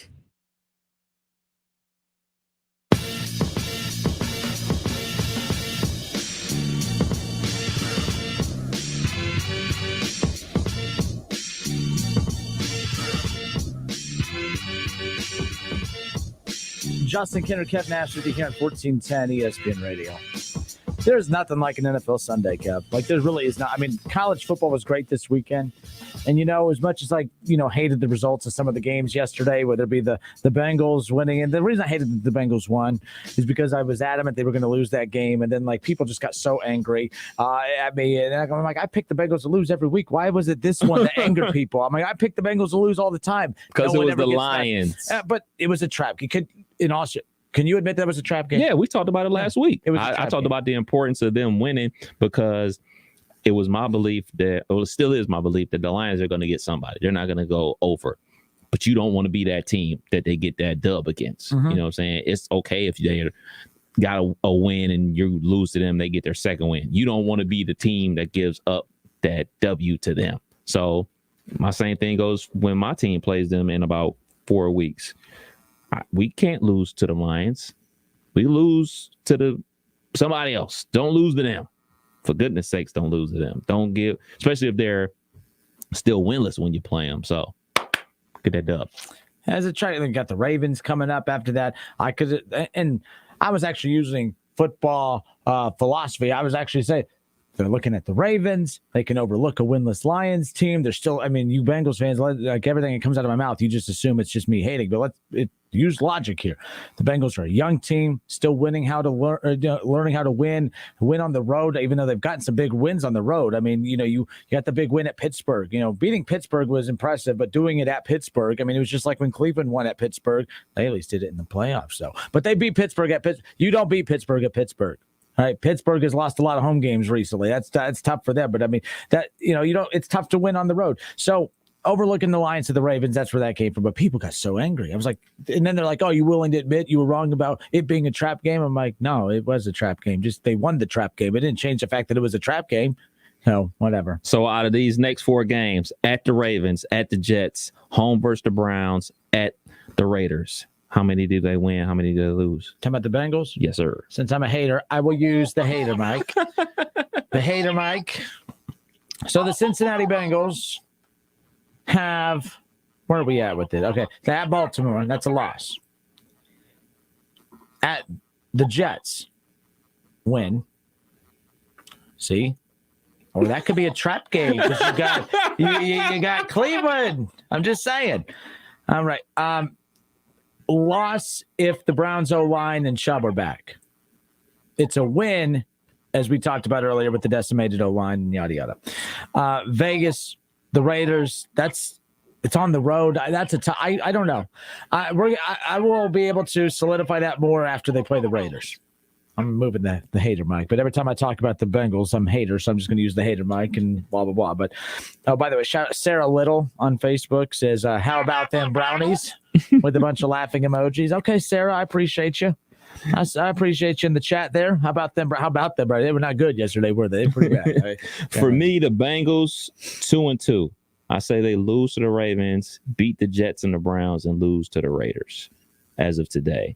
It's just something about, and I don't even know what it is. Maybe it's just because the Raiders are Las Vegas and I have this Las Vegas thing in my head. It's not like the NBA. NFL is not like the NBA where, you go to Miami, you go out there, hang out, and then you play the game and lose to the Miami Heat and everything like that. The NFL is not constructed like that. The NFL, you go to the game, you fly to the game, you go to your hotel, you go to the game, you play a game, then you leave. But in the NBA, we always have that in our thought process in our mind, like, oh, man, they got a road trip to Miami. Oh, man, they're making their first road trip to L.A. Oh, man, they're making their first road trip to New York. They're going to lose because they want to go out, hang out in New York, the big city, and all that type of stuff.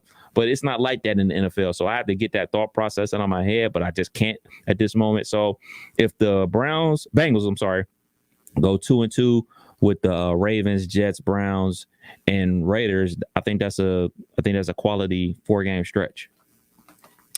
Don Roberts on Facebook says, so what happens if Case Keenum has a 100 quarterback rating, throws for 350 yards, 4 touchdowns, and you're back up? My goodness, this is quite this. We're living in a fantasy land right now. Sound like you played for the Vikings again. Fantasy land, but to be fair, that's quite the fantasy day. I mean, if you have the Browns backup running backs, if you have Case Keenum, that sounds like a pretty good day to start them. I'm just saying.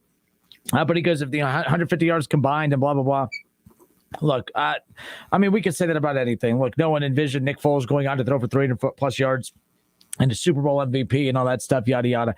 That's not what this is. That's not what this situation is, all right? Cleveland Browns are still a mess of a franchise that they're not constructed to be able to handle adversity like this. I even know that. I know that. Like, this team is not constructed from the top down to be able to handle adversity like this. Although I think they did a pretty good job last year handling adversity, Kev. I thought that, missing some key players during the postseason, you had to play at Pittsburgh without your head coach. A lot of those things kind of worked against them and they came out on top. But like last year was a year where nothing can go wrong for Cleveland, right? Mm-hmm. Like, they lost to the Jets. They had some not so, great moments, but overall the games that mattered, the moments that mattered, they capitalized on it. That was un-Browns like. This year just feels like your typical Browns season where even with the expectations, even with the stars, nothing can go right, and it is what it is. But there you go. Doug Toby, is the Bengals-Browns a trap game for Cleveland? No. Cincinnati has Cleveland's attention. They have Cleveland's attention. A healthy Browns team has this Bengals team, or they have, they got the Bengals' attention. The Bengals have their attention. There, finally was able to get that out. No, it's not a trap game. Look, I think we're getting too defensive about the trap game scenario the other day. Like, good teams have trap game, like really good teams. The Rams last year when they played the Jets and lost, they had just had a huge dominating win the week before against the Seahawks, and then they go on and lose to the Jets the next week, and everyone was questioning, are the Rams for real? Are they really good? They just lost to the Jets. No one thought that the Jets were better. It was a trap game. You see those happen. There you go. Brian says, I don't think you could play this game. You don't know who is going to be healthy and who isn't. Got to take it one game at a time. Bengals can go 0-4 or 4-0. I mean, 4-3, 3-1. But to be honest, on the Brian Hetzel show, you could do that. You could wait week to week. Whatever. I'm just saying. But on the Justin Kinner show with Kev Nash is how I operate. I'm just saying. All right. By the way, I'm being rude here. 518-1410. No. I'm just dreading these conversations. I got Charlie and Bob just waiting to lay into me, I'm sure. Charlie, how are you, my friend? I got the hater mic waiting for you, my friend. You just held me on hold for an hour and a half. You're welcome. We appreciate Why are you Charlie. so nervous to talk to me? Why are you so nervous to talk to me? Like, why don't you want to talk? Why don't you want to talk?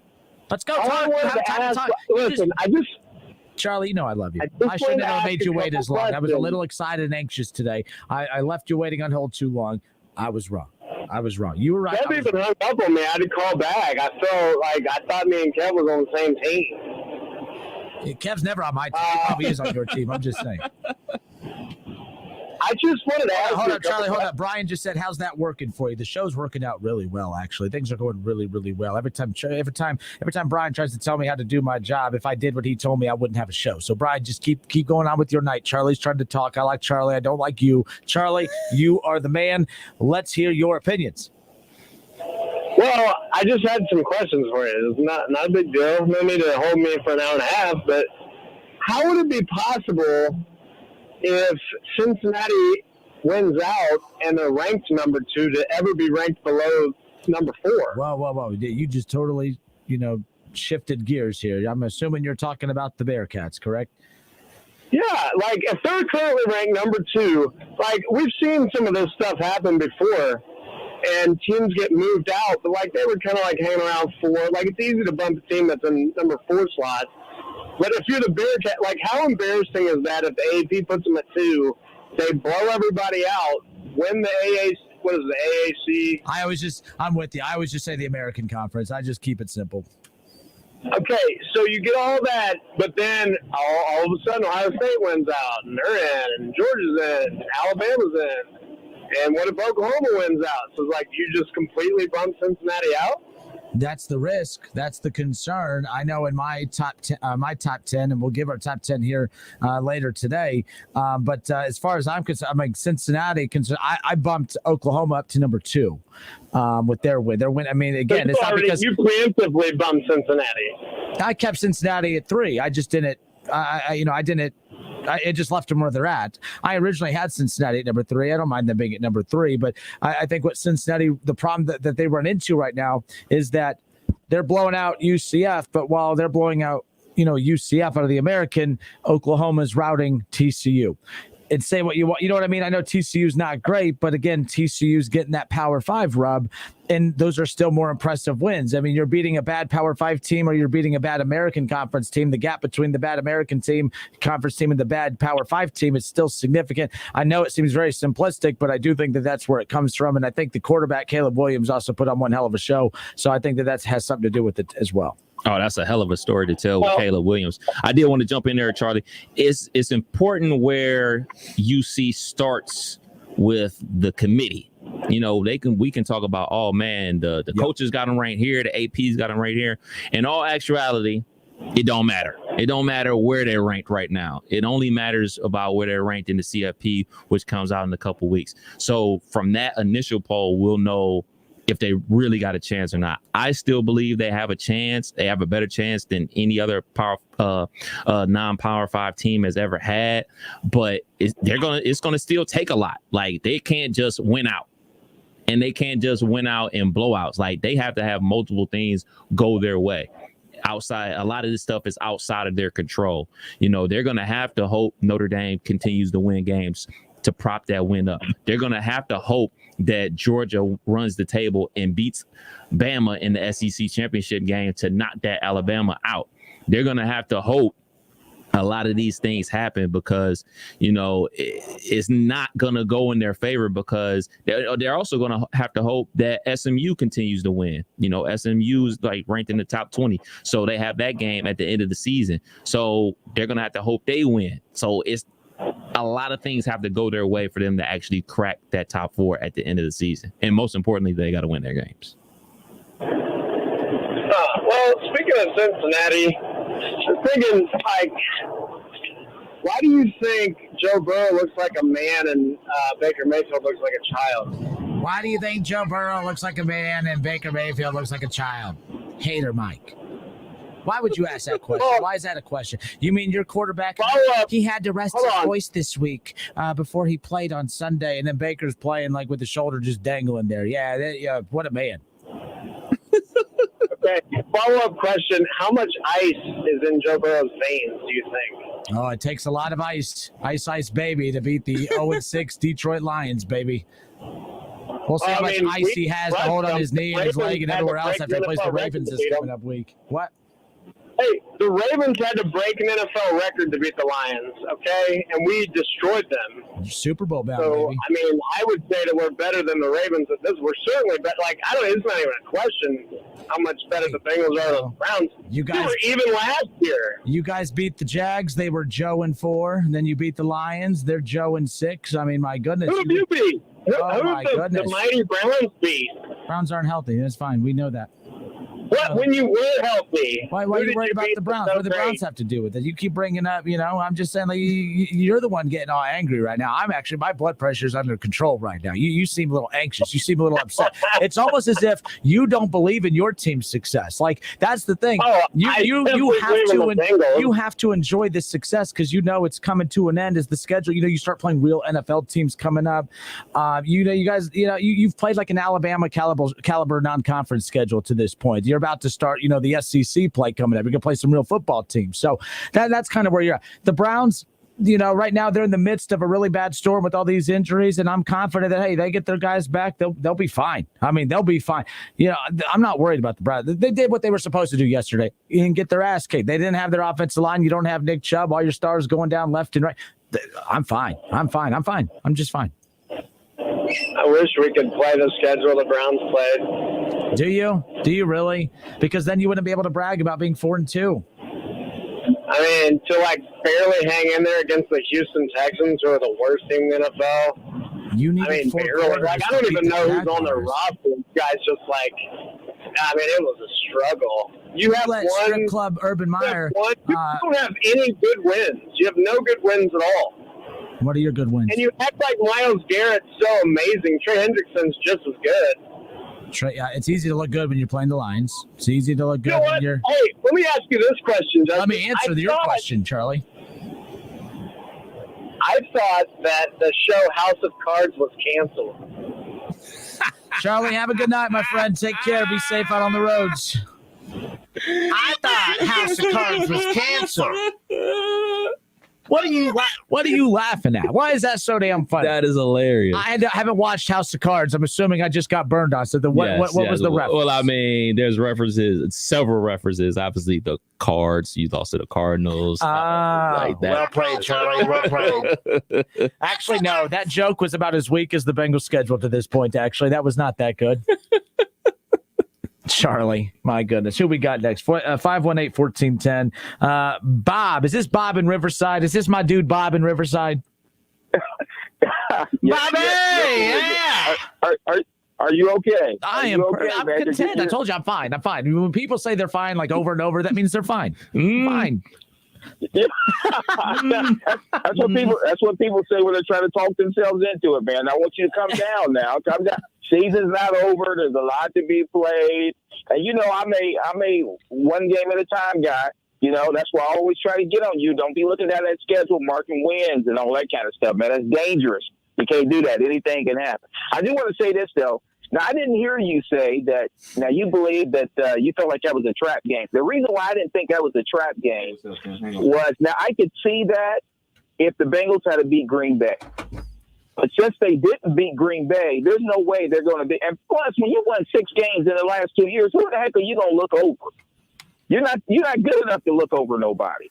Then why were they flat against the Jaguars? Why were they flat against the Lions in the first half? You needed your 12-year-old coach to stand on a milk crate and say, let's go beat them, come on. And then they all get fired up, and then they go out there and play. Well, again, penalties and things of that nature. That happens. Well, that sounds like excuse-making to me. That sounds very Cleveland Browns-esque. I'm just saying. But, well, here's the point. What do you do?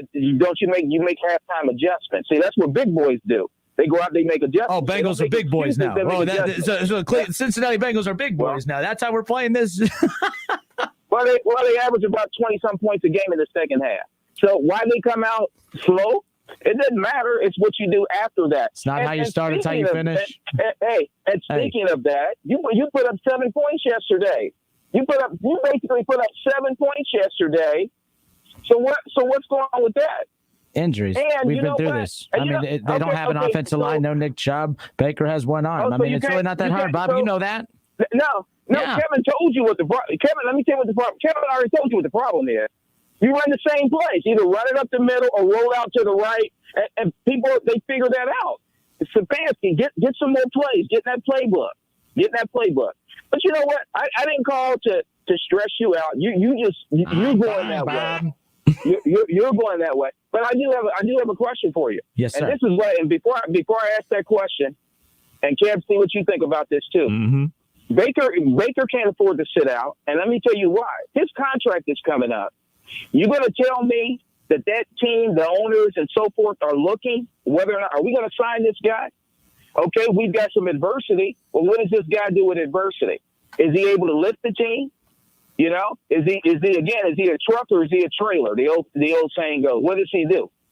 So it's big for him. He can't afford to sit out. I don't think he can, because again, it's about the contract. Because you know how your owner is, and even your coach. You missed the playoffs this year, and no telling what happens next year, especially if you start over with a new quarterback. They fire him because that's what they've always done. But I think it's big for Baker. Yeah, he probably needs to sit out with his injury. And first of all, he's injured because of his dumb self, just like Joe Burrow's dumb self, making tackles, which is absolutely ridiculously stupid on both of their parts. Yeah, I agree, Burrow. What an idiot. That was stupid. Hey, Joe, step out of bounds. How about stepping out of bounds? That's why the sidelines are there. But the bottom line is, seriously, what do you think about that? About Baker? He can't afford to sit out. I think they're watching him, and they're comparing him with all of these other guys that are his peers. And I think that's probably part of the reason why he would never sit out. Well, I think he's a tough dude. Bob, he's a football player, but I get what you're saying. But how much money would he lose if? I don't know, man. I just don't know. I can't even give you a real answer, man. It's a tough situation for everybody involved, especially Baker, because he is in a contract situation, and I'm sure he wants to be out there for his teammates and everything like that. But at some point, if you're not healthy enough and you're actually hurting the team because you can't throw the ball as well as you normally do, you do have to sit down. And that's up to the coaches to do that. You know what I'm saying? A player isn't going to say, "Nah, I'm good. I don't need to play." A player is going to go out there and try to play every single down. We see it time in and time again, man. Like, these dudes go out there with busted fingers, busted knuckles, everything. Like, we saw it last night with Russell Wilson. Like, he was out there going through a pregame reps like he was actually about to go play. You're not even playing, bro. You got pins in your hand. What are you doing? They had to come get him off the field because, like, yo, just go sit down. Like, they're not wired like that. So it's up to the coaches to make that decision for Baker. I don't think you can leave it in his hands, because if you leave it in his hands, he's going to go out there and play. And let's be clear, for everyone out there that thinks that, all you got to do is go to Case Keenum, and Case Keenum will come in and save the day. I believe that if Case Keenum was as good as what everyone believes that he is, that Stefanski would have forced him out there by now, right? Like, the coach, everyone likes to say, oh, well, the coach is telling you by what he's doing with Baker that he doesn't trust him. He doesn't trust it. Well, for a guy with one arm, you would think that a coach would be looking for an excuse to get a quarterback that he doesn't trust off the field, but yet he continues to roll him out there injured and all, because clearly, if he thought that the backup was a better situation, he would go to him. And Keenum, I believe, is a good backup quarterback. I don't think he's a bad backup quarterback. Luckily, the Browns, one of the best things about Baker has been the fact that you can rely on him. He's out there every single week. I didn't think there was a chance in hell when he was down on the field that he was going to play this week, next week, much less come back and play again. And not just come back. He was leading the Browns down the field. OBJ's drop stopped that drive. Baker came out. The dude's tough. Some quarterbacks need to rest their voice and not talk to the media for a week because they're fragile, and then other quarterbacks play with one arm. I'm just telling you, that's what you do. Baker freaking Mayfield, you throw 70-yard touchdown passes, not Hail Marys. That's just your everyday 70-yard touchdown pass, baby. When the train's on the track, get out of the way. Baker going to run you over. Just saying. It's the Justin Kinner Show with Kev Nash. Bob, I appreciate the call, man. I appreciate the question. To answer your question, that could be why Baker is so adamant about getting back out there despite his arm. If you're Patrick Mahomes and you have that injury, Patrick Mahomes, who's a half a billionaire, could sit there and say, you know what, I'm all right. I don't need to force this. I don't need to go out there and risk further injury. Maybe Bob's onto something. I think it really comes down to Baker's just an uber competitor, and that's why he wants back out there. But I don't think anything like that. I know he's competing for money, but at the end of the day, I just think it comes down to Baker's just an uber competitor, wants to be out there, and I think that's what it comes down to. But Bob, I don't think you're wrong. That could be it. I don't know.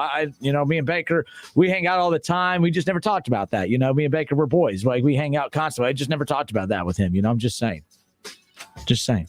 All right, folks, hour 3 coming up next. It's the Justin Kinner Show with Kev Nash, presented by Orion Sports Medicine. We have Paul coming up. We have Tim coming up. Kev, who else we got on? The Ron. Oh, my goodness. Watch your mouth, Ron. Yeah, right, exactly. Potty mouth, Ron. There you go. All right, folks, we'll be back in a moment.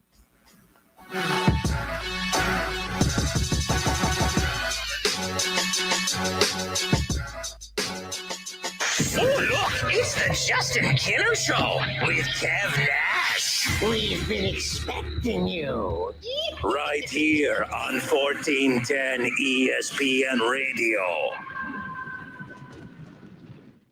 Hello, everyone. It's John Kozik, founder and president of TurboTrack Realty, and I buy houses as is, fast for cash.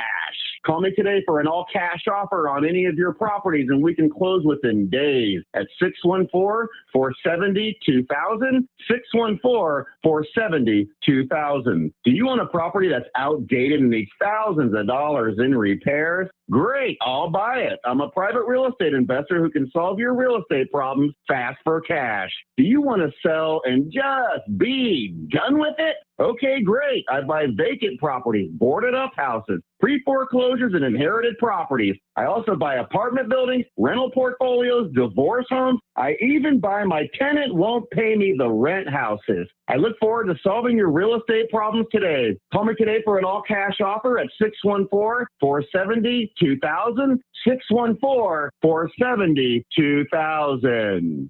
WING 1410 Dayton. Knock, knock. Trick or treat. Happy Halloween. Dayton's ESPN Radio.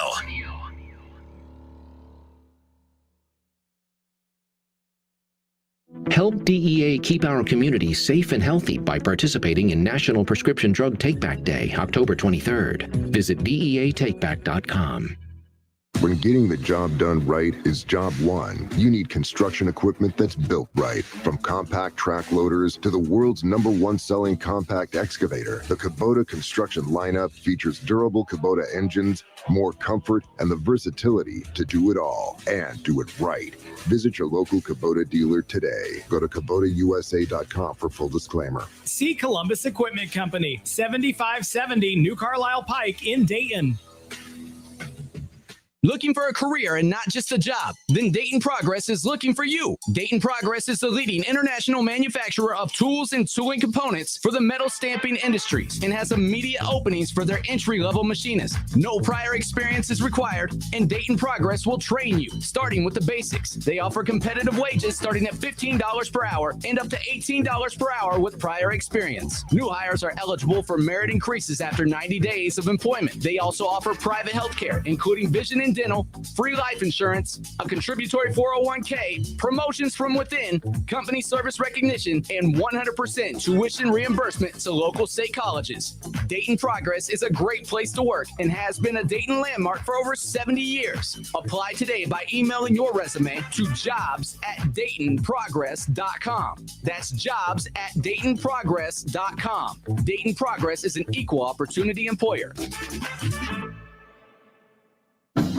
Hi, this is Paul Keels, voice of the Ohio State Buckeyes. Keep your home comfort system running smoothly and efficiently with regular checkups from Butler Heating and Air Conditioning.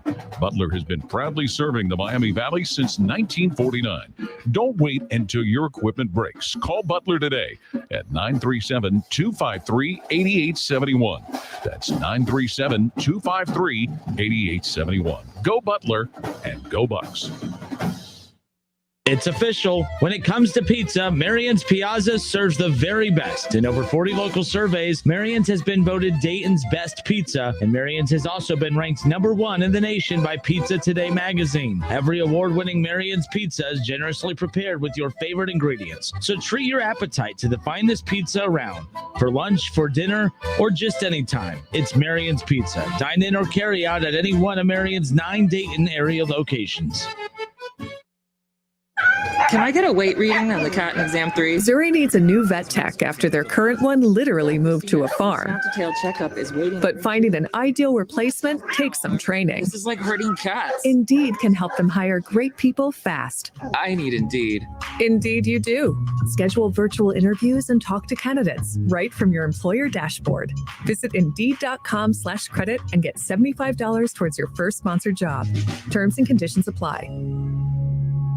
I'm Serena Williams. You watch me live on TV. And I'm that voice from movies you watch on demand. DirecTV Stream brought us together to save the world. Maybe not save the world, but DirecTV Stream does bring your live and on-demand favorites together. Your favorites together. I just said that. She just said that. Introducing DirecTV Stream, the best of live TV and on demand with no annual contract. Get your TV together at DirecTV.com. Requires high-speed internet and compatible device. Content varies by package and location. Restrictions apply. Hey everybody, it's Stephen A. Smith, and everyone knows my feelings on Cowboys fans. But really, Justin Kenner, you're a Cowboys fan and a Browns fan? Good Lord have mercy. I don't know what the hell to do with y'all. I really don't. It's the Justin Kenner Show with Kev Nash, weekdays from 3 to 6 p.m. on 1410 ESPN Radio. On Twitter, make sure to give us a follow. Search 1410 Kenner for Justin Kenner on Twitter. That's 1410 KINNER. And ESPN Dayton for the station Twitter handle. We're live. We're local. What are you gonna miss? He struck him out. We're Dayton's ESPN radio station. Now, let's send it to the WING studios for Dayton's only local sports talk show. It's the Justin Kenner Show with Kev Nash, presented by Orion Sports Medicine.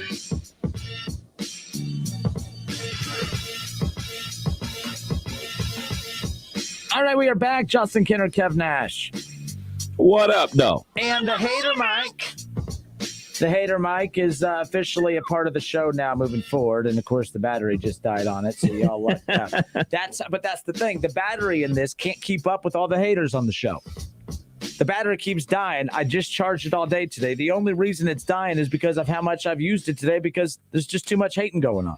From now on, the hater Mike is a part of the show. Every time a hateful comment comes in the comment section, it'll be read using the hater Mike. That just is what it is. So I'm just saying. And of course, my charger for my laptop, everything's dying. Why is everything dying? I can't even, my charger don't work. Everything's falling apart. I feel like the Cleveland Browns roster situation. It's just literally falling apart. Batteries dying. Cats' heads are falling off. I mean, my goodness, it's just a horrible situation. So you and I were talking during the break, Kev, about the high school football season. Of course, Woo! Keith Byers and I had the honor of calling the Springfield-Miamisburg game this past weekend. Folks, if you don't know the name Jackson McGowan, I highly suggest you go and you YouTube the kid. You follow him on social media. I don't think this kid knows it, but I'm his number one fan. Like the kid can just, he's outstanding, man. Like he's really kind of broke onto the scene when he had that OBJ one-handed catch back in week 2. week 2 or 3, they played Alter, and it was the week 1 of the college football season because Ryan Day was there, Josh Myers was there. It was Miamisburg, welcoming in Alter. He had this awesome catch. Of course, Ryan Day is there to watch C.J. Hicks, future Buckeye from Alter, and I think in the process got a glimpse of a potential future Saturday star. Not possible. He is a future Saturday star. That kind of how he broke onto the scene. I was following him on social media, started getting, quite a few D1 offers as the season's gone on. Well, Miamisburg played the number 2 team in the state, the Springfield Wildcats, this past Friday. And Miamisburg, Kev, it was honestly my favorite game I've ever called. It was a heavyweight matchup. Both teams went punch for punch. Miamisburg felt they believed they could win that game from the time it kicked off. Springfield didn't overlook Miamisburg. Like sometimes, I don't even like calling it an upset. I know it's an upset because the lower, the team that was not even ranked or whatever, ended up or not as highly ranked or whatever, didn't win, or ended up beating the higher ranked team or what have you. But at the end of the day, Miamisburg looked like they belonged on the field with Springfield didn't play a poor game. They played their game. Tayshawn Smoot made plays. Browder made plays, their star running back, one of their star running back. They made plays all over the place. It's just Miamisburg had the ball last and the star player. So Jackson McGowan, star wide receiver, only a junior for the Vikings, only a junior, by the way. 3 touchdown catches. One of those, a 78-yard touchdown catch. That's like Baker Mayfield. So Baker Mayfield throws them 70-yard touchdowns all the time. He made that look so easy.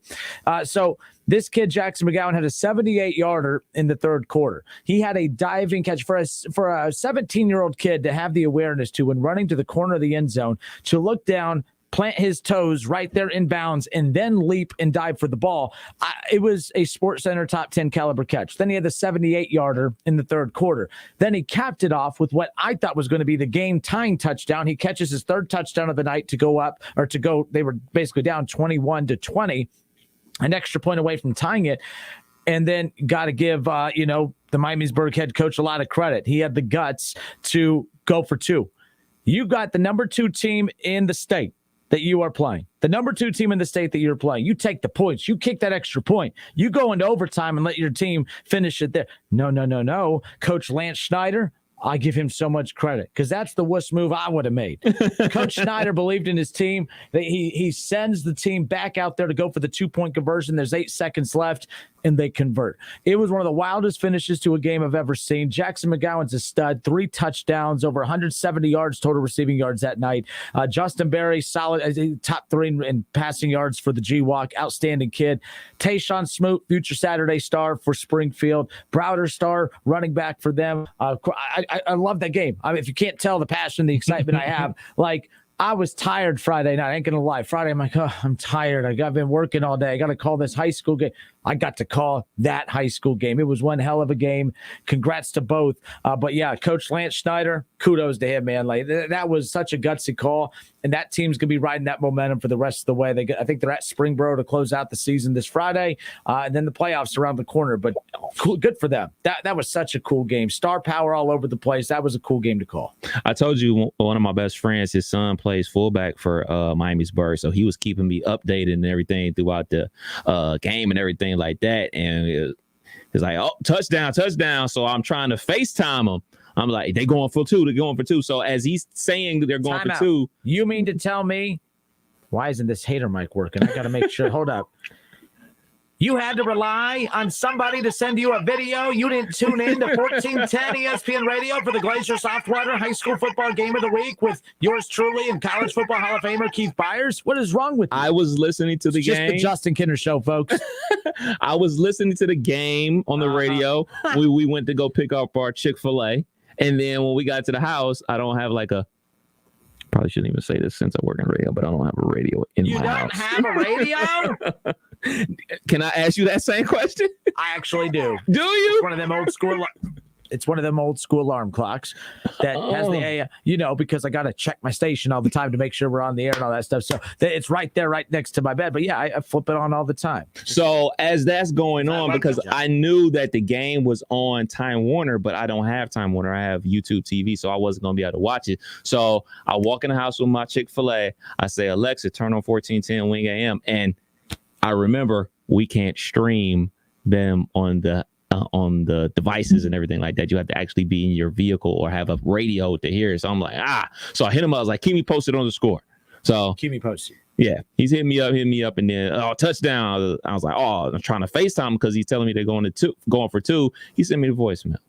So I couldn't see it. Chris Brown, not the Chris Brown. Actually, the Chris Brown. This guy spells his name with the K. That's pretty cool. Chris Brown with the K. He says, "What's the number to call in?" Kev, I'm not. You can. No, you're good. 518-1410. Chris, give 518-1410. But finish your point, Kev. No, I tried to FaceTime him as they were going for 2. He sent me the voicemail, and then he hit me up after the fact, like, they won. I'm like, I didn't get to see it. So, but congratulations, man. Sounds like it was a great game, man. No, it was. Again, Jackson McGowan. I'm your number 1 fan, my dude. I'm telling you, that kid, he's a stud. That was so dang cool. That was so cool watching that game. And we've called good games all season. We're spoiled around here with all the great football that goes on. But Jackson McGowan, man, I've said his name like 500 times. I'll say it 500 more. That guy's a stud, man. I'm gonna Week 10. Yep. Sweet 10. But yeah, 518-1410. I bet you that's Chris Brown right there. The Chris Brown. How about that? Well, I don't know about the Chris Brown, but Chris Brown with the K. But but 518-1410, 518-1410. Let's go to, we got Tim. Is this Tim? No, this is Ron. How are you doing, man? I am doing awesome. You better watch your Tim mouth. called back. I hung up on you again by mistake. No. No, I went to church yesterday. That don't mean nothing. Hey, I want to know how your weekend went. My weekend went just fine. Real quick, Chris Brown said area code. It's 937-518-1410, Chris Brown. 518-1410, 937 in front of it. But keep talking, Ron. All right, man. I just want to say, as much as you flip-flop like a fish out of water, the Cowboys are winning. You can dump the Browns and go with your boys. Hey, I've never dumped the Cowboys. I like the Cowboys. I'm a Cowboys fan. Cowboys game last night. I needed that Cowboys win against the Patriots last night to make up for that Browns game. That was pretty dang cool. But there's nothing better than watching games like that with all your buddies and everyone's jumping up and down and screaming and having a great time. But that was a cool game last night. But I know you're not trying to talk normal, Ron. You have a agenda right now. Well, I do, and yep, I do. There's not many days that are like this we can call in and just roast you. You know what I mean? Because you talk so much smack. Oh, you said smack. Congrats. You're growing up, Ron. Yeah. Good job. I didn't say. What smack did I talk? What have I said that's not true? Well, you dogged the Bengals about injuries and how weak their line is. Time out. If you're going to talk smack, you got to get it right. When have I dogged the Bengals about injuries? As long as you can. I mean, as far as I can remember, Ron, you got to make sense. I'm only going to let you talk if you make sense. You're not making any sense. As long as you can. I didn't ask how long I could talk about it. I asked when did I talk about the injuries? What injuries about the Bengals was I questioning or making fun of? Okay, well, I misunderstood that. Maybe about their depth, maybe, and O-line and all that. Now, you got the best O-line. I know that it's really showing it, isn't it?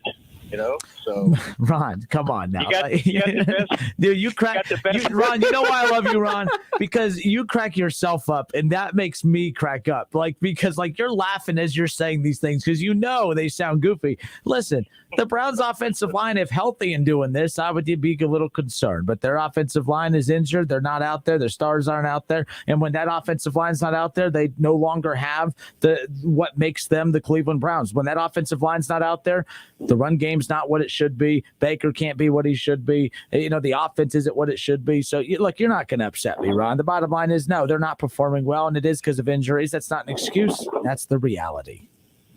I mean, D. Hopkins, man, he could have read the Sunday paper in the end zone. And I agree with you, Ron. I'm like, of all the guys out there, that the one guy that should not ever be wide open was wide open all the time. I mean, it's unbelievable. Last week against the Chargers, you have wide receiver just, cutting to the left side of the field, wide open, nobody even within 10, 15 yards of him. It was unbelievable. Hopkins last night, he didn't even leap for the ball. His feet were planted. He just casually put his hand out and just caught it like it was nothing. The Browns' defense is nothing. It's embarrassing. The offensive struggles are because of injuries. The defensive struggles are because they're just bad with good players. It's embarrassing. Yeah.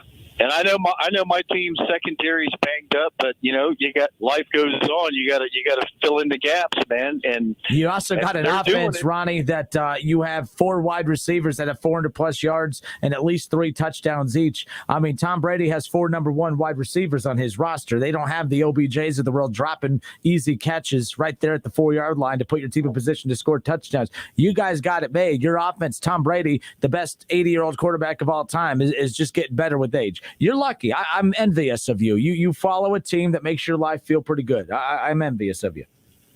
And I know you got them stats because I sent you that thing on Messenger. Yep, and I respond to everything you said, Ron. Hey, Ron, we're out of time, my friend. You take care.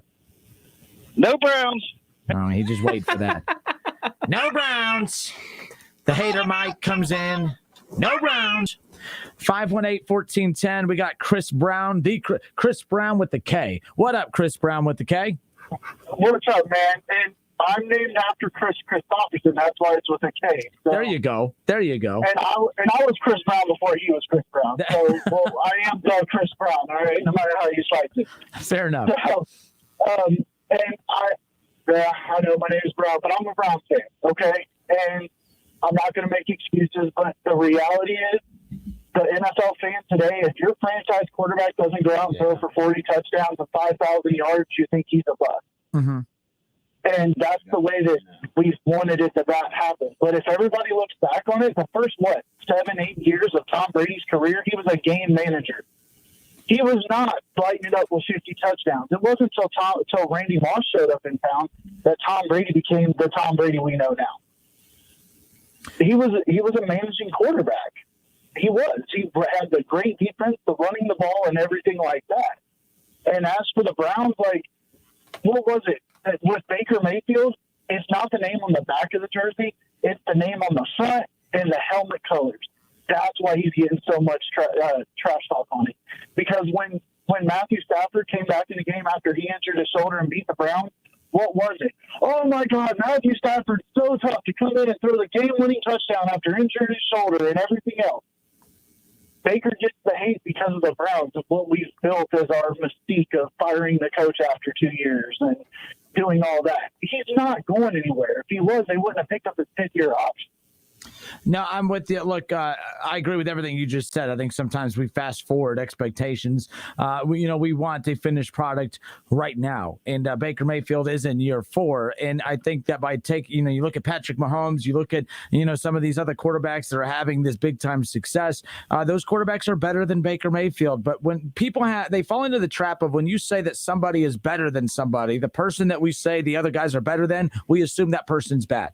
Justin Herbert's better than Baker Mayfield. That doesn't mean he's bad. Justin Herbert's way better than Joe Burrow. That doesn't make Joe Burrow bad. Baker Mayfield's a very, very good quarterback. I keep seeing people in the comment section that say if he's available, 5 teams would not even there may be 5 teams that would try to sign him. That's bogus. Baker is a top quarterback in the NFL. He's not an elite quarterback, a top quarterback. And the Browns, they're not struggling because of him. They're struggling because of injuries. I agree. The offensive line that's hurting us badly, but the defense that they want, that Joe Woods wants to run is a 4-2-5. They're running a 4-3 right now because of injury. And not only on top of that, but the defensive unit, they wanted to be maybe played 2 full games total the whole year together with everybody going in and out and being hurt. Ronnie Harrison getting kicked out of the game within the first 5 plays. Delpit's been in and out. Everybody's been dinged up. We're dealing with mid and late season injuries right now. The first third of the season, and we're a team built on being run heavy, play action, and I understand what he was doing this week. He was trying to protect the offensive line by getting the ball out fast, but we started the game away from the run, and that put us behind the 8 ball, and then we had to rely on throw the ball 40 times a game and try and win. And what the big thing is, like you said, that we compare, and the reason why we compare all of them, we do it with everything, whether it be generation players, whether it be is Jordan better than LeBron, or is LeBron better than Jordan or Magic, and everything like that. Different times and different eras and different players. That's just the simple fact of it. Yeah, but LeBron James is better than Michael Jordan, just so we can get that out of the way. That's cap. Okay. Okay, well, that's a whole different debate, but all right. It's not a debate. It's not a debate, Chris Brown. No, I'm just giving you a hard time, but no, you're right. You argue with Chris Brown? Don't do that. But the last thing I just want to say is when you put that name in front of the quarterback franchise, that's what makes everybody want to compare them to the other franchise quarterback. And just like as I'm different from you, you're different from everybody else. The franchise quarterback for the Browns is different from the franchise quarterback from the Bills, and any other team in the NFL. All right, man. Hey, Chris, I appreciate you calling. Glad you got the number down, and you need to call more, all right? All right, will do. Y'all have a good one, man. Thank you. Take care. 518-1410, 518-1410. It's the Justin Kinner Show with Kev Nash, presented by Orion Sports Medicine and OGW Energy Resources. Chad Kinser, Kev, says, slap him, Kev. I don't know. No violence. No violence. Yeah, it's social distancing. Stay away. I'm just saying. Justin on Facebook says, where did you get the microphone? I need to get one. No. It's Kinner's mic. It's the hater mic. It's actually not my mic. I gotta pay off somebody to get this mic right now. Pay off some loans. Yeah, there's a coworker of mine that has let me borrow this mic, and I think I'm gonna have to offer him some cash to keep this thing. I'm just saying. Ron Broadstock on Facebook says Bengals are on. He's not hating. This is actually a very level-headed Bengals fan mindset. Bengals are on the up. I'm a realist and realize we're not there yet, but excited to see what the future holds. See, why can't more people be like Ron Broadstock? Why can't people be no hater mic for Ron Broadstock? All right. 518-1410, 518-1410. That's the number to call in and join in on the conversation. I see we have a Tim. We have a Paul. We have more callers calling in. Now, we'll just keep up with the calls. We do got the Buckeye Roundtable coming up. We'll hear, of course, some of the top performances in high school football around the state of Ohio. Plus, you'll hear from Ryan Day, Paul Keels, Skip Mossick, and the gang, of course, as Ohio State will be at Indiana. Primetime, under the lights. And speaking of primetime, I went from crying and complaining about no primetime games against good opponents to back-to-back primetime games for the Buckeyes. We'll talk about that. Plus more of your calls. It's the Justin Kinner Show with Kev Nash, presented by Orion Sports Medicine and OGW Energy Resources.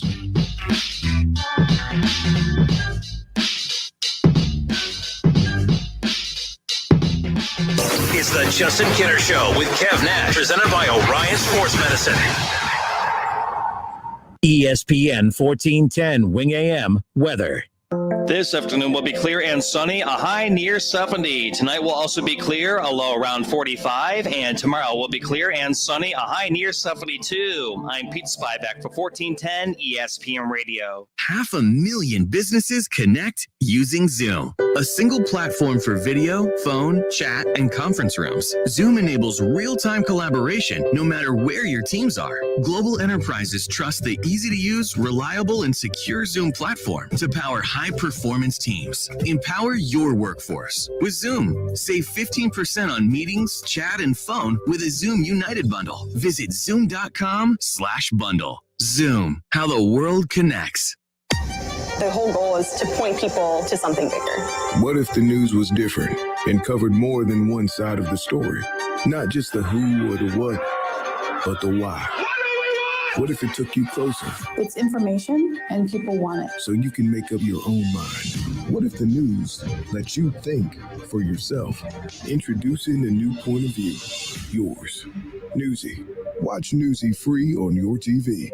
Learn more at newsy.com. My stomach. Don't worry, I've got you covered. When you have nausea, heartburn, indigestion, upset stomach, diarrhea. What's that? It's Pepto-Bismol Chews. Pepto-Bismol's in a chew? Yeah, they taste great and provide fast relief. And you can always have Pepto-Bismol handy. Ooh, let me try it. Try Pepto-Bismol Chews for fast relief. Nausea, heartburn, indigestion, upset stomach, diarrhea.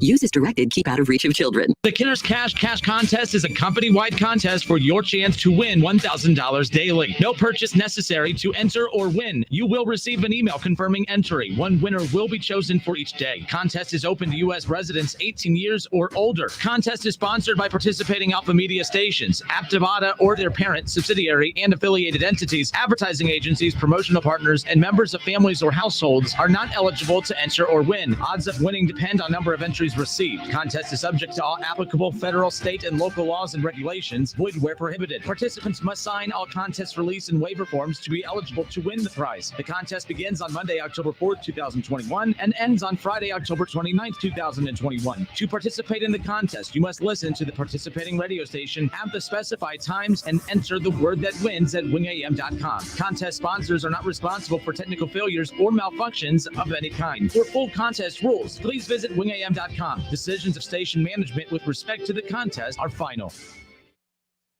When getting the job done right is job one, you need construction equipment that's built right. From compact track loaders to the world's #1 selling compact excavator, the Kubota construction lineup features durable Kubota engines, more comfort, and the versatility to do it all and do it right.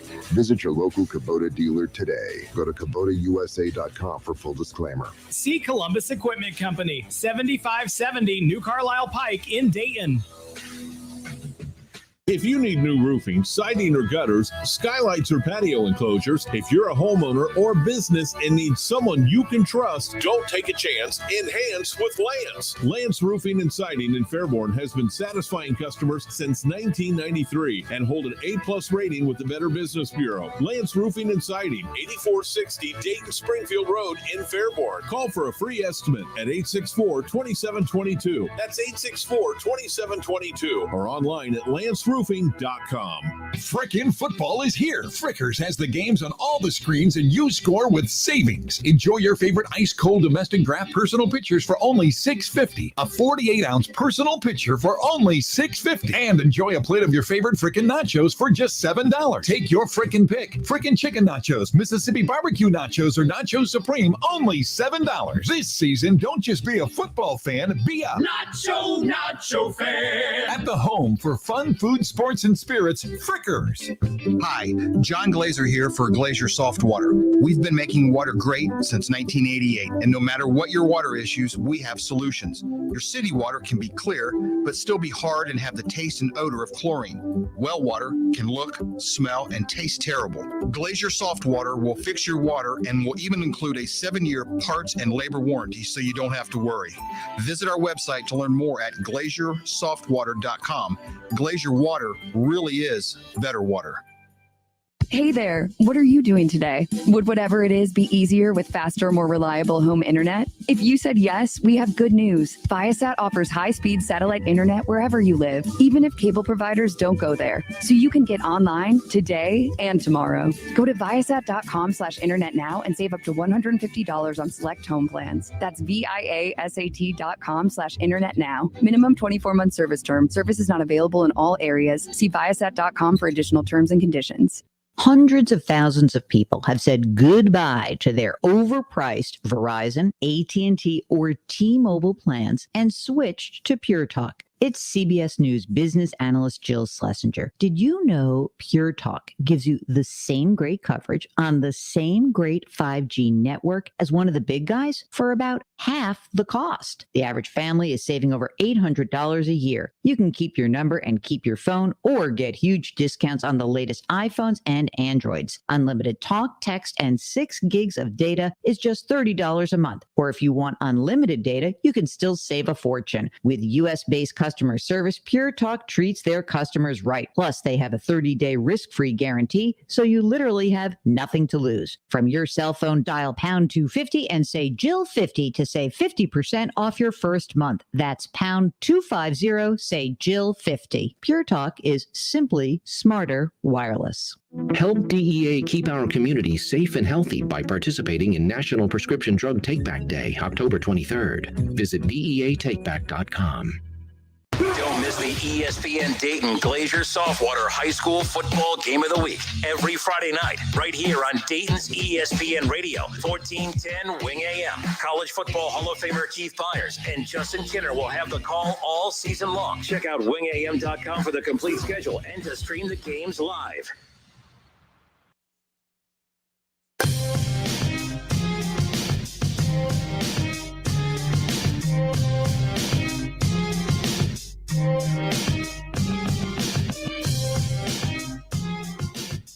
Just when I think it's time to put the hater mic away, y'all bring me right back in. the Justin Kinner Show with Kev Nash, presented by Orion Sports Medicine and OGW Energy Resources. Kelly Rogers on Facebook, Kev says, it's way too early in the season to panic for the Browns. This person does not get the hater mic because they're using some logic and some sense. I would rather be on a roll at the end of the season than in the beginning. So you would rather be the Browns than the Bengals. I'm with you, Kelly. You seem like a very intelligent individual. You say a lot of smart things. Let's get to the not so smart things. Lamar Shelley says, ESPN claims that Baker should be the lowest paid starting quarterback after his new contract. That should tell you something. Well, let me tell you something, Lamar. That means nothing. I mean, you probably heard one person say that on either Get Up or First Take or what have you. And those guys, they talk about the Browns the way I talk about the Bengals, and the way that you Bengals fans get all huffy puffy and say that anytime someone says something bad about our team that they're not credible. Well, maybe I should just do what you guys do and say that whoever said that's not credible. Because Baker Mayfield definitely deserves to be paid. He doesn't deserve to be paid Patrick Mahomes money, but he definitely deserves to be paid because Cleveland Browns, they weren't nothing until Baker Mayfield got there. Now, you're probably saying, well, that it's not Baker Mayfield, it's the run game, it's this, it's that. Well, Tom Brady has a run game. Tom Brady has wide receivers. Tom Brady has a defense. Tom Brady has a lot of things, too, that allow Tom Brady to be Tom Brady. Aaron Rodgers has a run game. Aaron Rodgers has Devontae Adams. Aaron Rodgers has a defense. Aaron Rodgers has a lot of things. Aaron Rodgers isn't Aaron Rodgers without those. All right? I mean, let's just be clear. Patrick Mahomes has an offensive line, has a run game, has wide receivers. He has no defense, and that's limiting what he can do. All these quarterbacks are only as good as what's around you. All right? And the bottom line is that Baker Mayfield has a lot around him, and that's why he's able to be good and the Browns are good.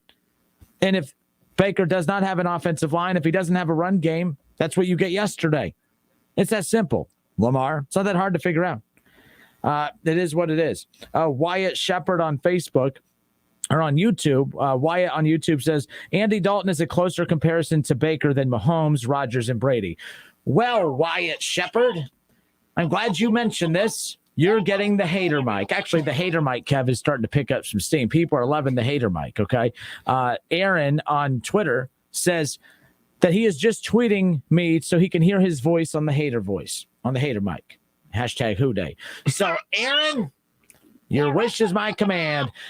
1410 Kinner, I'm just tweeting to hear my tweet in the hater voice. Hashtag Who Day. The hater mic is here. I'm loving the hater mic. People love the hater mic. Someone said earlier they want a hater mic t-shirt. We're working on the design right now. Kev, you're in charge of our of all of our promotional stuff. We can get the hater mic t-shirts, the Justin Kinner Show with Kev Nash hater mic t-shirts, the beer koozies. Oh my gosh. I mean, that was something that day. He said it just so innocent too. Like, I'm just saying. Yeah. But come on with that. But Wyatt, I am so glad that you said that. So our friend Wyatt Shepard on YouTube says that Andy Dalton is actually a better comparison to Baker Mayfield than Patrick Mahomes, Aaron Rodgers, and Tom Brady. Well, Wyatt, Baker Mayfield, I'm not comparing him to Patrick Mahomes, Aaron Rodgers, or Tom Brady. I agree with you. He's not that. You know what he also isn't? He's not Andy Dalton. You want to know who he is? He's Joe Burrow. He's Joe Burrow. Oh, you don't believe me? He's Joe Burrow. You know, okay, I'm glad you're here. Everyone, scoot up, get a chair, scoot up.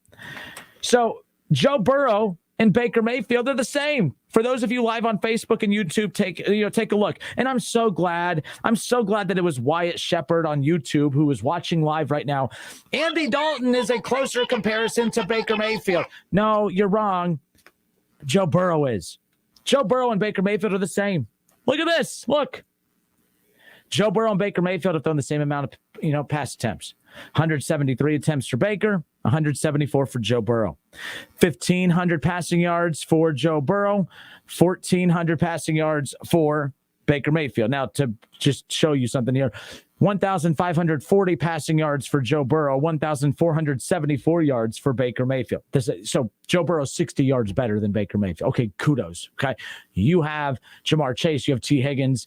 You have Tyler Boyd. You have Joe Mixon. You have a lot of weapons at your disposal. Okay. I'm just saying Baker Mayfield doesn't have any of that this year because of injuries and everything else. And OBJ can't catch. So the fact that you are a pass-first quarterback, a pass-first offense, and you sit here and are only 60 yards better than the worst quarterback in the world, Baker Mayfield, I'm just saying, that's pretty bad. Joe Burrow, you need to step your game up. Joe Burrow is only 60 yards better than the worst quarterback in the history of the NFL. Isn't that embarrassing, Bengals fans? Man, maybe you guys should start tanking to get a new quarterback. Joe, if Baker Mayfield is so bad, why are all his numbers like reflective of Baker Mayfield? That's kind of embarrassing, right? I mean, Joe Burrow averages 256 passing yards a game. Baker Mayfield averages 245. So when you get Joe Burrow, you put him on the Browns, look out. So he would give the Browns 11 more pass yards a game. Wow. Talk about an upgrade. I mean, my goodness. I mean, that doesn't make any sense. That's like trading. Nope, can't go there. Can't make that inappropriate. But let's just be clear. Joe Burrow, Baker Mayfield the same. Oh, but Joe Burrow has 14 touchdowns compared to only 6 for Baker Mayfield. Okay, that's impressive. It is. He throws a lot of touchdowns this year. Super. That's great. Again, the T. Higgins, the Tyler Boyds, the Jamar Chases, it's a pass-first offense. Baker Mayfield should not have as many passing touchdowns as Joe Burrow. It's a run-first offense. Baker Mayfield, Joe Burrow, they're the same. They're the same. The numbers don't lie. Actually, there is one thing that Joe Burrow is better at than Baker Mayfield for sure, with no questions asked. He's a better thrower of interceptions. 7 interceptions compared to only 3 for Baker Mayfield, or 4 for Baker Mayfield. So I'm just saying. They're the same. They're the same quarterback. So I appreciate you, Wyatt Shepard, for saying that Andy Dalton's a closer comparison to Baker Mayfield. No, Joe Burrow is. They're the same. You Bengals fans that love to rip on Baker Mayfield and say how bad he is, I don't even think that you do your homework. Do you even look at the numbers? Do you realize that they're the same quarterback? The same amount of pass attempts, same amount of passing yards, same completion percentage within a couple points to one another. I mean, give me a break. Joe Burrow's better than Baker Mayfield. He's 60 passing yards better than Baker Mayfield. He's 11 yards per game better than Baker Mayfield. Okay. That's a pass-first offense, by the way, and yet you're only 60 yards better than Baker Mayfield. That's a pass-first offense. You're only 11 yards. You only average 11 more passing yards a game than Baker Mayfield. Come on, Bengals. You could do better than that. So here's the question I have for you, Bengals fans: is Baker Mayfield better than you thought because his numbers are close to Joe Burrow's? Or is Joe Burrow not as good as you think since his numbers are so close to the worst quarterback in the history of the world, Baker Mayfield? I'm playing by your rules. Y'all like to tell me how bad Baker is, but the numbers say they're the same. I'm just saying. It is what it is. Gary the Tool on Facebook. He says, I'll pull a Justin and blame the interceptions that Burrow has thrown on our offensive line. Actually, I thought your offensive line was good this year. Remember, Jackson Carman has a high Pro Football Focus, which is based out of Cincinnati, and they always seem to favor Cincinnati and everything grade. What bad offensive line? I thought your offensive line was good. Remember, your rules, not mine. I'm just playing by your offensive line's great. Joe Burrow's great. So what is it? Baker Mayfield's great or he's bad? Because if Baker Mayfield's really good, then that means Joe Burrow's really good. And if Baker Mayfield's really bad, then that means Joe Burrow's really bad. So what is it? Help me out. I don't know how to think like you guys, so I need you to help me out. I'm seriously. Yeah, I seriously. Oh, Wyatt Shepard says, nobody said that our line was good, you maniac. I'm a maniac. I've been called a lot of things. A maniac might be one of my favorite, Kev. That's not true, Wyatt. All of you guys chirp all the time about how good Jackson Carman is, about how good this offensive Riley Reefer, whatever the hell his name is. I don't know. I mean, my goodness. You maniac. I mean, you maniac. You maniac. My goodness. Gary the Tool Jr. on Facebook says, did I say it was good? You all say it's good. You all chirp. So are you saying it's bad? Do the Bengals have a bad offensive line? Because if they have a bad offensive line, Gary the Tool Jr., then that means that Kinner was right that they should have gone after better pieces for the offensive line in the offseason, right? All of y'all told me I was crazy. So you're saying you guys just talk yourselves in circles. Y'all don't make any sense. The offensive line is so good. Look at Joe Burrow having time to throw. And then you use the bad offensive line as an excuse for why your boy just keeps throwing the ball to the other team constantly. I mean, my goodness, it doesn't make any sense. He should have had 2 interceptions against the 0-6, the Joe and 6 Detroit Lions this past Sunday, but the Detroit Lions, they dropped it like Jamar Chase in the preseason. I mean, they dropped it. Kev, you got to step in and stop me because I'm on a roll. And I just, a lot of people catching shrapnel. A lot of Bengals is catching shrapnel today, man. I tried to stop you earlier. I can't stop you. You on level 20. We do have people on the line, though. We have Bob on 4. We have Tim on 3. Hold on. Hopefully. Hold on. Hopefully they're still there. Dave Fraley, a sensitive Bengals fan, says, "This is ridiculous commentary. Burrow has only played 16 NFL games." Well, maybe it's because of that horrible offensive line of his, Mr. Fraley. This is horrible commentary. That was a horrible post. Horrible commentary. Go move along. I mean, Braun Broadstock says, "All honesty, though, who you drafting first? Baker Mayfield every day of the week and twice on Sundays." Thank you for playing along. All right, 5-1. Oh, by the way, Jake Whiting did say that he would he'll buy one ASAP. He's talking about the beer koozies and everything and the Hater Mike t-shirts. Okay, so we're gonna get the Hater Mike t-shirts and the koozies and all that coming to Bengals fans near you. There you go. Oh, Ron Broadstock says, "How are Joe's numbers with the Browns O-line?" The same. He's thrown the same amount of passes as Baker Mayfield. They're the same. They're the same quarterback. See, they're bothered. They're offended, Kev. They're bothered that their quarterback is swimming in the horrible, murky water numbers of Baker Mayfield. Ugh. Oh, man, how could Joe the God Burrow how could he have similar numbers to Baker Mayfield? Ugh. I feel bad for these Bengals fans. It's like I just revealed Santa's not coming this year or something. I can't break kids' hearts. I mean, you already went at kids earlier today. I found out, again, they started it. Charles Mitchell. Oh, me. Okay. Joe Burrow is better than Baker. Baker is trash. Andy Dalton is way better than Baker. Baker is trash. You're a run-first team. Joe Mixon is only 40 yards behind Chubb.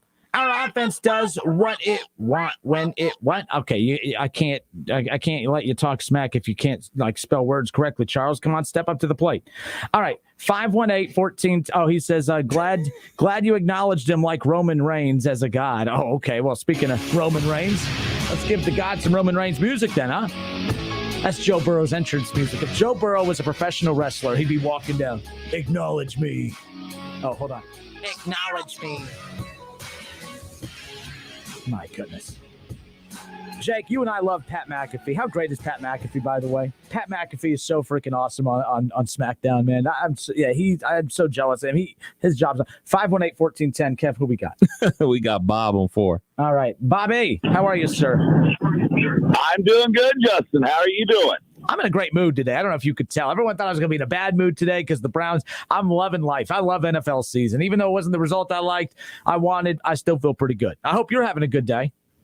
Oh, excellent. I'm so tired of Bengals fans calling and saying Baker's trash and things of that nature. Of course, Mixon's close behind, Chubb. Well, Chubb just missed all of this week. Plus, they split carries more than any other backs in the league. Bengals fans are so stupid. You need to get an offensive line because if Burrow keeps getting sacked the way he is, he's going to get the other knee just like the knee that he hurt last year. It's just pathetic. Bengals fans want to rip everybody, but can't acknowledge they haven't won a playoff game in what? Since before texting was invented. So be quiet. Relax. Let the season play out because you still got to play the Browns twice.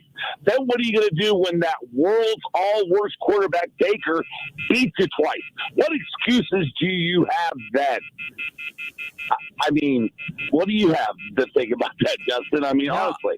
I'm with you, too. Look, I don't think Baker is a top 5 quarterback in the National Football League, but the way that they talk about him is as if the dude should be run out like he's Johnny Manziel. It's a joke. And my thing is this, I don't think Joe Burrow's a bad quarterback. I don't think Baker's a bad quarterback. But when you look at Joe Burrow's numbers, they're identical. I mean, Joe Burrow runs a pass-first offense. Why is he even throwing the same amount of pass attempts as Baker Mayfield? That does. Why does he even? You're is he even within 60 yards of Baker Mayfield? If Baker Mayfield is so horrible, why are his numbers even remotely close to Baker? I heard Greeny today say, Joe Burrow, he's a star, he's a stud after ripping Baker forever. I'm like, have you not looked at the numbers? I mean, I love Greeny, he's one of the best, but my goodness, it's like these national hosts. I get it. They have to, when you do a national show, you got to comment on everything. You don't look at the numbers for everybody. But if you look at Joe Burrow and Baker Mayfield, they're the same. And Bengals fans hate that is like a Jesus joke in church to them when I reveal that Joe Burrow and Baker Mayfield are the same. It really does irritate them. Baker is not a star quarterback.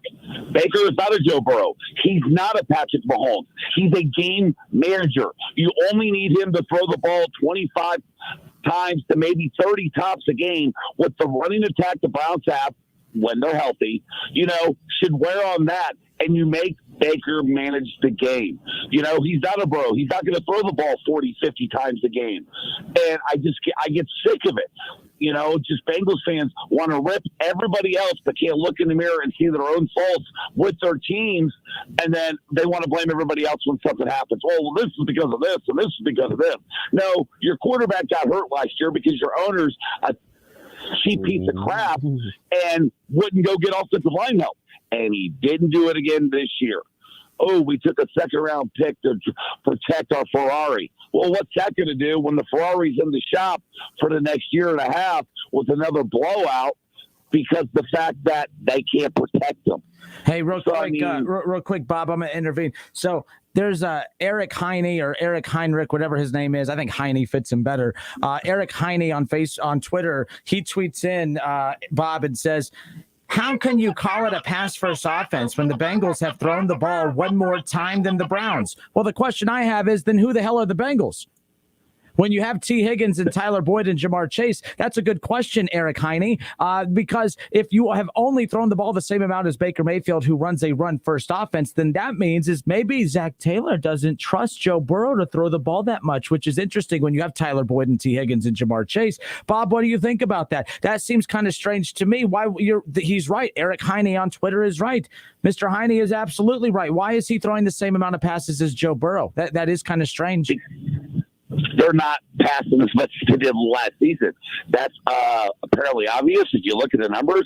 I mean, Burrow is now passing less this year than what he did for last year. He was averaging, 42, 43 pass attempts a game last year up until he got hurt. So they're not passing as much. They're trying to run more. Obviously, that's not working, So, yeah, no wonder Baker is near him. When you don't pass as much, an average quarterback is going to be near a star quarterback.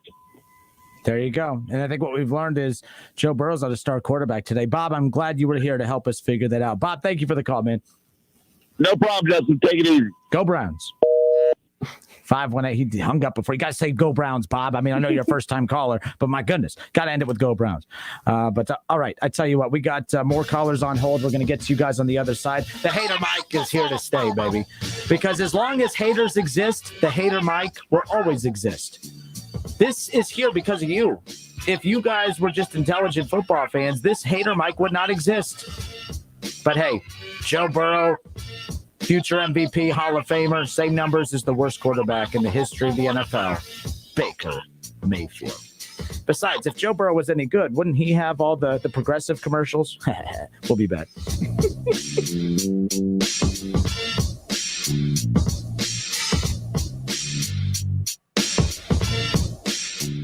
Oh, look, it's the Justin Kinner Show with Kev Nash. We've been expecting you.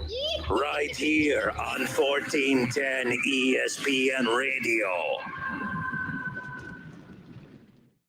Heard you're buying a car. I brought my calculator. Dad, I already used Capital One Auto Navigator. I found my car online and got pre-qualified instantly, instead of all that. You know those things impact your credit score. Didn't impact my credit score, Dad. Now I'm going to the dealership for a test drive and to make the purchase. Sounds too easy. No, it's just easy. Capital One, what's in your wallet? Terms and conditions apply. Find out more at CapitalOne.com/AutoNavigator. Fall savings inside the Home Depot means something different once you get out there doing. For example, in here, it's a wide selection of top-rated appliances. But out there, it's your home running like a well-oiled machine. Order in store or use one-click bundling when you order online or in the Home Depot app. Shop the lowest prices of the season and enjoy free and flexible delivery on orders of $396 or more. At the Home Depot, how doers get more done. U.S. only. While supplies last, valid September 30th through October 20th. Whether you're vaccinated or not, it's important to know the symptoms of COVID and its variants. Fever is the leading sign of COVID and the flu, so make sure you use an accurate thermometer. Only the Exergen Temporal Scanner Thermometer has been proven accurate with more than 100 clinical studies. Non-contact thermometers have no clinical evidence behind them and are not reliable. Be vigilant and seek medical advice at the first sign of fever. Learn more at Exergen.com.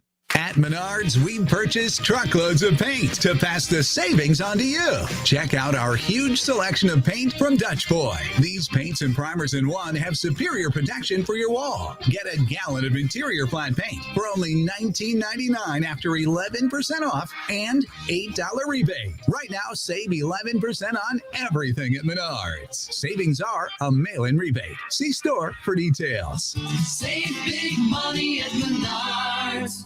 Hi, this is Sales Manager Jason High of Germain Honda Beaver Creek, personally inviting you to take advantage of the 0% financing on the Honda HR-V, Passport, and Pilot. Germain Honda has over 200 new Hondas to choose from, including the redesigned 2021 Honda Ridgeline and the 2022 Honda Odyssey, plus over 30 of the brand new 2022 Honda Civics to choose from. Now that's a selection no one else in the region can claim. Route 35 just east of 675 between Xenia and Beaver Creek. Germain Honda Beaver Creek, the right car, the right price, the right way. Hey, here to tell you about my friends at Cordell Transportation. They're now hiring Class A CDL drivers and offering a $5,000 sign-on bonus. That's right, a $5,000 sign-on bonus. Home daily, dedicated lanes, and no-touch freight. Brand new equipment as well. Medical, dental, vision, and company-paid life insurance. Call Cody right now. Apply online at CordellTransportation.com. Cordell Transportation, driven to succeed. Introducing the latest innovation in water technology. The new Nebbia by Moen Quattro Showerhead offers 4 unique experiences to choose from, designed to soothe, clarify, relieve, and cleanse. An indulgent shower experience engineered to use up to 50% less water. Water designs our life. Who designs for water? Visit Moen.com to learn more. Did you know that United Healthcare helps connect you to doctors and therapists with 24/7 access to virtual care? So I could have therapy from my couch? Yep. Or a doctor appointment from my car? If you wanted to. Wait, you're right. I don't even like when people see me sing in the car. Couch appointment it is. Virtual visits are just one of the ways United Healthcare helps connect you to better health. Learn more at uhc.com. Plan benefits may vary. You have empty office space to fill or home office to create. You know what you need. You know what you'd like. But you also have a pretty good idea after you've shopped around the usual places what you need and what you like might not happen. Well, then you haven't been to Charles Larrick's Warehouse Outlet. Nobody has their selection. Nobody has their discounts. And every week there's something new. If you need office furniture, Larrick's Warehouse Outlet can sell it to you for half the price and below manufacturer's selected prices. Half price and below on hundreds of items. Selection from budget to the best. Really, desks from $50 to $5,000. Filing cabinets from $25 to $500. Before you go anywhere else, do yourself a favor and come to Larrick's Warehouse Outlet. With 25,000 square feet of selection, you're not going to go anywhere else. Larrick's Warehouse Outlet at 23 McOil Avenue, Dayton. Open Monday through Friday, 9 to 6. Larrick's, continuing the tradition. Wake up to Wendy's and get a bacon or sausage, egg, and Swiss breakfast croissant for just $1.99. Made with fresh cracked eggs and served on a hot buttery croissant that's fluffy enough to sleep on. It's time to wakey. Hit the Wendy's drive-thru and get your bacon or sausage, egg, and Swiss breakfast croissant for just $1.99. That's a better breakfast for just $1.99. Only at Wendy's. We got you. Limited time only. U.S. price and participation may vary. Third-party delivery prices may vary. Not following the combo. So, what are you sipping? Whether it's our freshly ground coffee to wake you up or an icy Polar Pop cup or Froster to keep you going, our new Sip and Save drink subscription at Circle K will keep you refreshed every day. Join Circle K's Sip and Save and grab any size drink every day for just $5.99 a month. Yeah. Start sipping and saving today. Just sign up with your mobile number when you check out at Circle K. Limited time offer at participating locations. Sip and save at Circle K. Enjoy one coffee or fountain drink every day for only $5.99 a month. Sign up in store.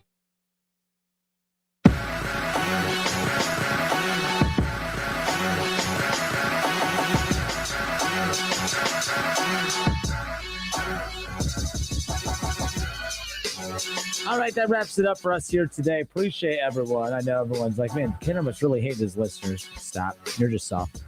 I don't hate anybody. Y'all hate me. I'm just saying.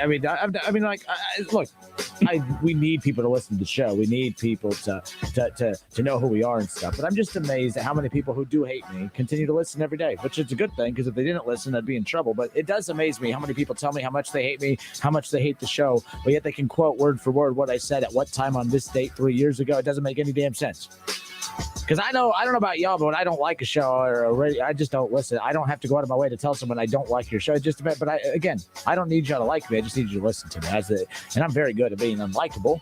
If I ever become likable, that's boring. No one likes to. I don't care. I don't care if I'm likable or not. But I do like all of our listeners, that's for sure. Even the Bengals fans. Even Gary the Tool Jr. All right. Oh, no, that was mean because Gary just said something nice. Crap. Gary, I take it back. My bad. Gary says, look, for real, nobody hates you. Got to love the back and forth. Okay, Gary, my bad. You're just Gary Tool now. You're not the Tool. You're just the Tool when, you say things. And not mean things. You just say positive Bengals things. And apparently I'm just mean and childish and go back at you. So there you go. So there's that. Lamar Shelley says, truth about the Browns is that they have yet to beat a team that is going to be there in the end. Lamar, I'm going to stop you right there. You're a Bengals fan. The last 3 weeks, you've played 2 Joe and O teams. All right. You played a Joe and 6 team yesterday and a Joe and 4 team 2 weeks ago.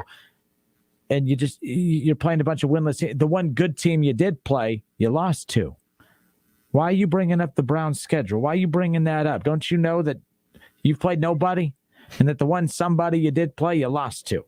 Anyways, Kev, we got the Buckeye Roundtable coming up. IO, baby. Have a good night, everybody. We'll be back at it again tomorrow. Buckeye Roundtable coming up next right here on Dayton's Home of the Buckeyes, 1410 ESPN Radio. Ohio State, Penn State, under the lights, man. Where it should be. And Michigan State will be the big noon kickoff. That's okay. That's the boring games. That's why I put the boring game at noon. Like everyone acts like, oh, that's the prime time. That's the game that ESPN got. They're the real winners. Okay, they're the real. Even I got to find out who said Baker doesn't deserve money. But we'll figure that out later. Now, have a good night, everyone. Nope, not getting back into the hater tool. The hater mic is here to stay. Have a good night. I tried.